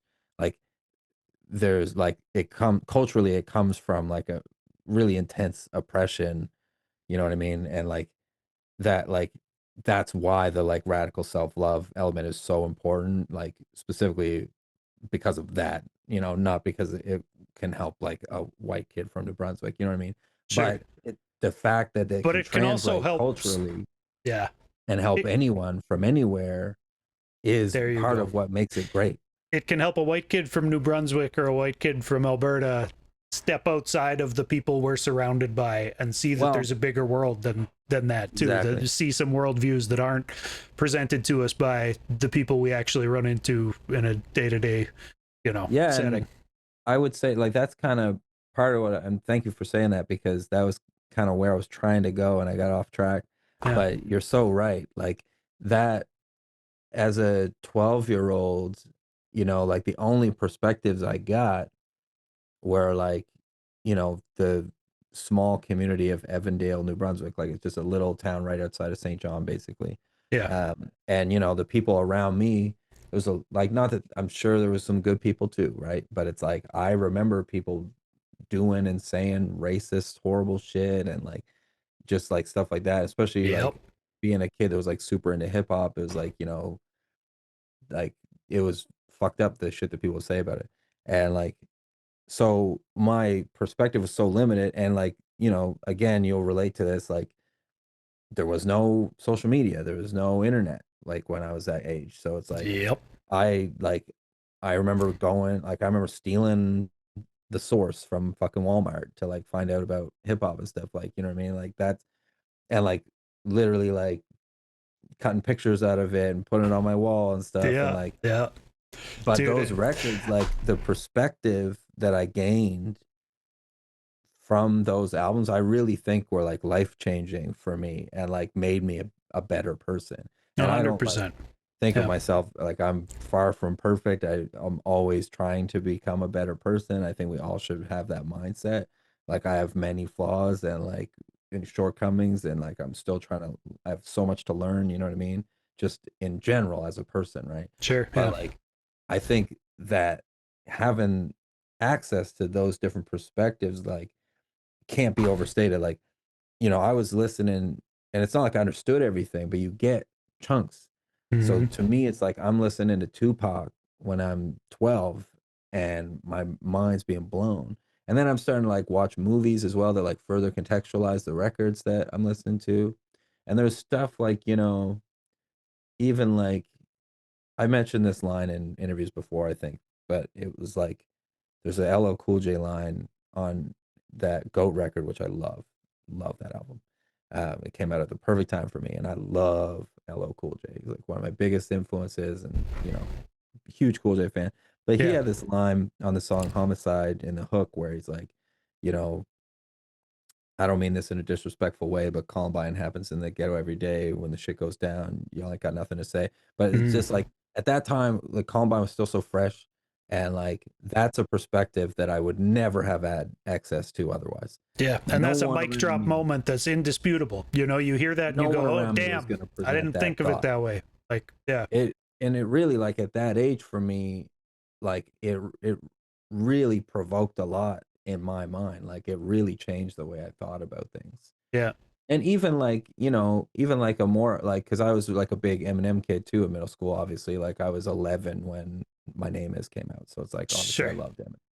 Yeah, Eminem It's hit like, like a bomb in yeah, of the course, you know what I white mean? suburban communities across Canada. Yeah. I'm sure. Yeah, And like I would like, like I was like poor white trash and like so his first record really spoke to me. And like I got bullied and like he was rapping about being bullied. So obviously like, I identify with it. But yeah, like, even he had stuff on like the second record where he was like, now it's a tragedy. Now it's so sad to see an upper yeah, class city having this. You know what I mean? It's like he was kind of speaking to that a little bit too, just being like, it's only viewed as a tragedy in certain communities and like that's just the kind of like that's very thought provoking when you're that young and you're still have no fucking clue about anything, yeah. especially like, with no internet or anything. It's like we didn't have access to Even what information. M was saying, I can't think of the lines. You're better at quoting lines than I am, but the bars that he had about like how, they would hate on him for being this or that or the other thing, but then, he'd kind of turn the lens around and be like, oh, but like this happens everywhere. What are you talking about? Like, Mhm. even those kind of thoughts made me kind of look around and go like, oh yeah, right. Like we are just ignoring that, the media is also promoting all sorts of negativity left, right, and center, but everybody wants us to focus on M or whatever and Yeah, Marilyn he had a Manson and shit, right? self-awareness that Yeah. was very thought provoking at that age.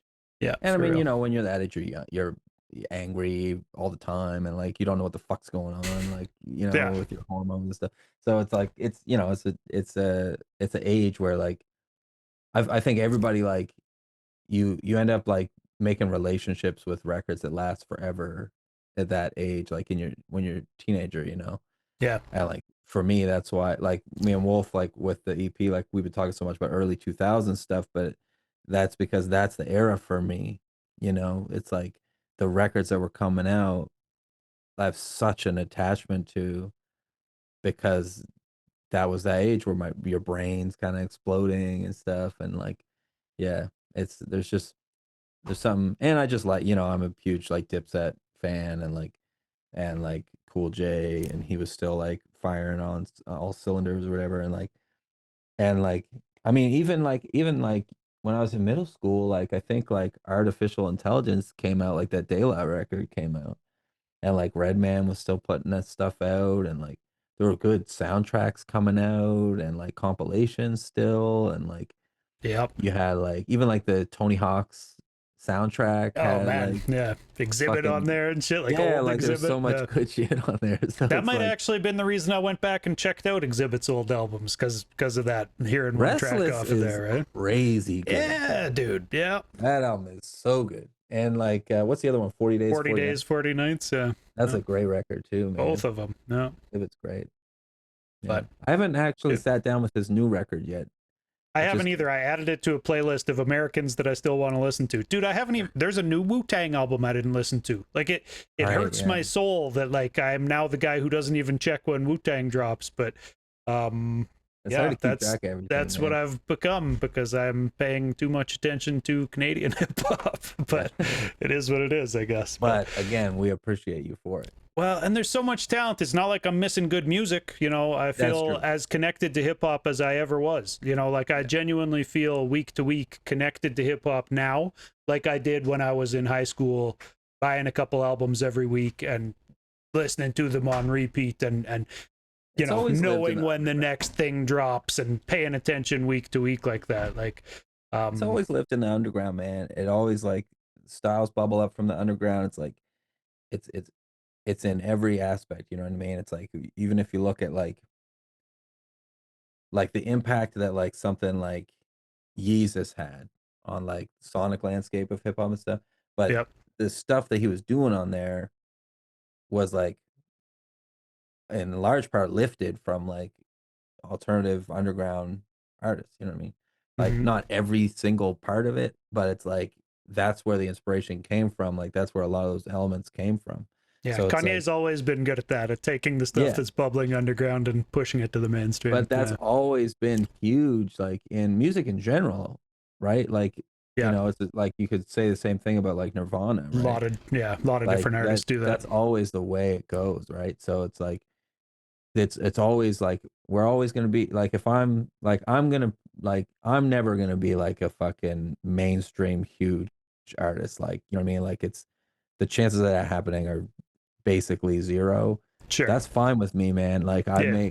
I'm getting better every day. I have a body of work that I think speaks for itself, and I have real impact in my community. I can see it with my own two eyes, Yeah. and I think that we would all benefit in the underground, not even just in hip hop, but just in the music community in general, of just having understanding that perspective and understanding the value of what we're already doing, and not spending so much time thinking about what we should be doing or we could be doing or we wish we were doing. Where it Like, all goes. Yeah. yeah, just being on stage in a bar and playing in front of 10 people that are there because they want to see a local musician, that has value. It's important. It matters in the community. You know what I mean? So For real.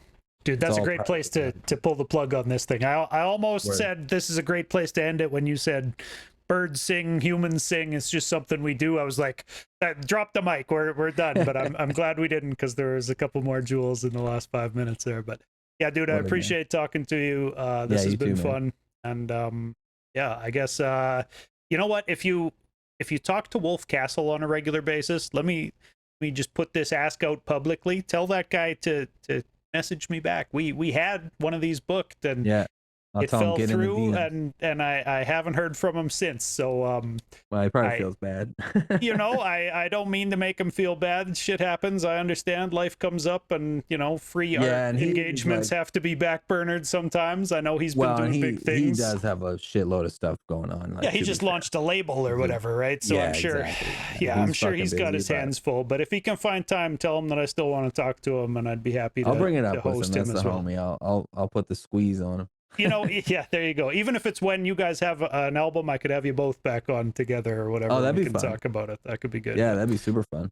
All right. Well, yeah, man, I appreciate you doing this. You know, people should definitely go check out all your music. I look forward to hearing what's next. I'll keep playing it on AtSick. I appreciate it, man. You. Appreciate you. All right, man. Peace. Peace.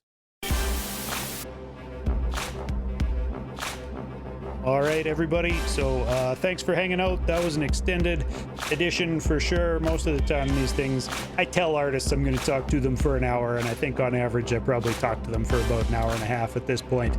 But I have a lot of fun doing these things, and most of the time, the artists tell me that they've had fun as well. So, you know, if there are people that want to talk art with me, I'm here for it for as long as they want to talk about it. Happy to do it. Just put on screen the upcoming interviews. June 3rd, I'm talking to two brothers from Edmonton. I've talked to Jimmy Burnett before, and I've collaborated with Jimmy Burnett. We've got 2 tracks that I should drop. He's been asking me when I'm going to drop them. But yeah, there's music from me and Jimmy Burnett coming out this summer sometime.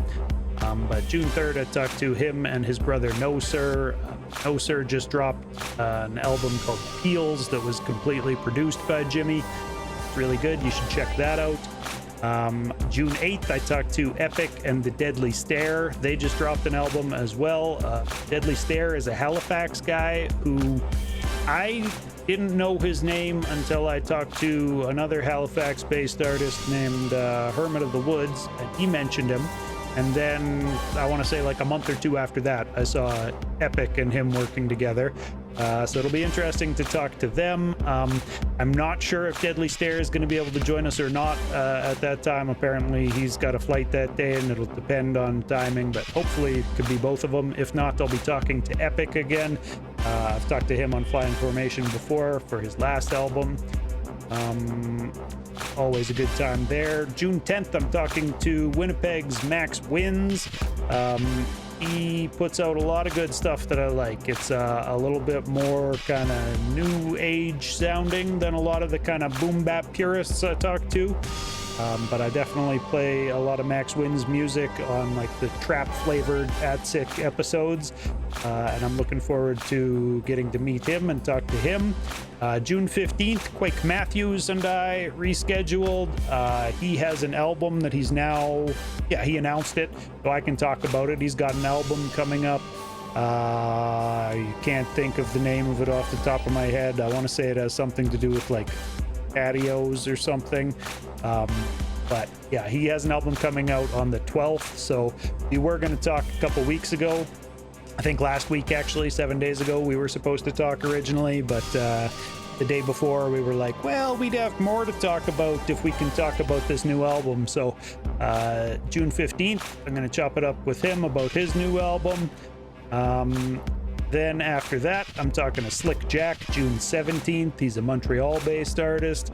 And June 24th, I talked to Saskatoon-based duo Harvey Dent, Ev Thompson and Curls. They've been around doing the thing for a long time.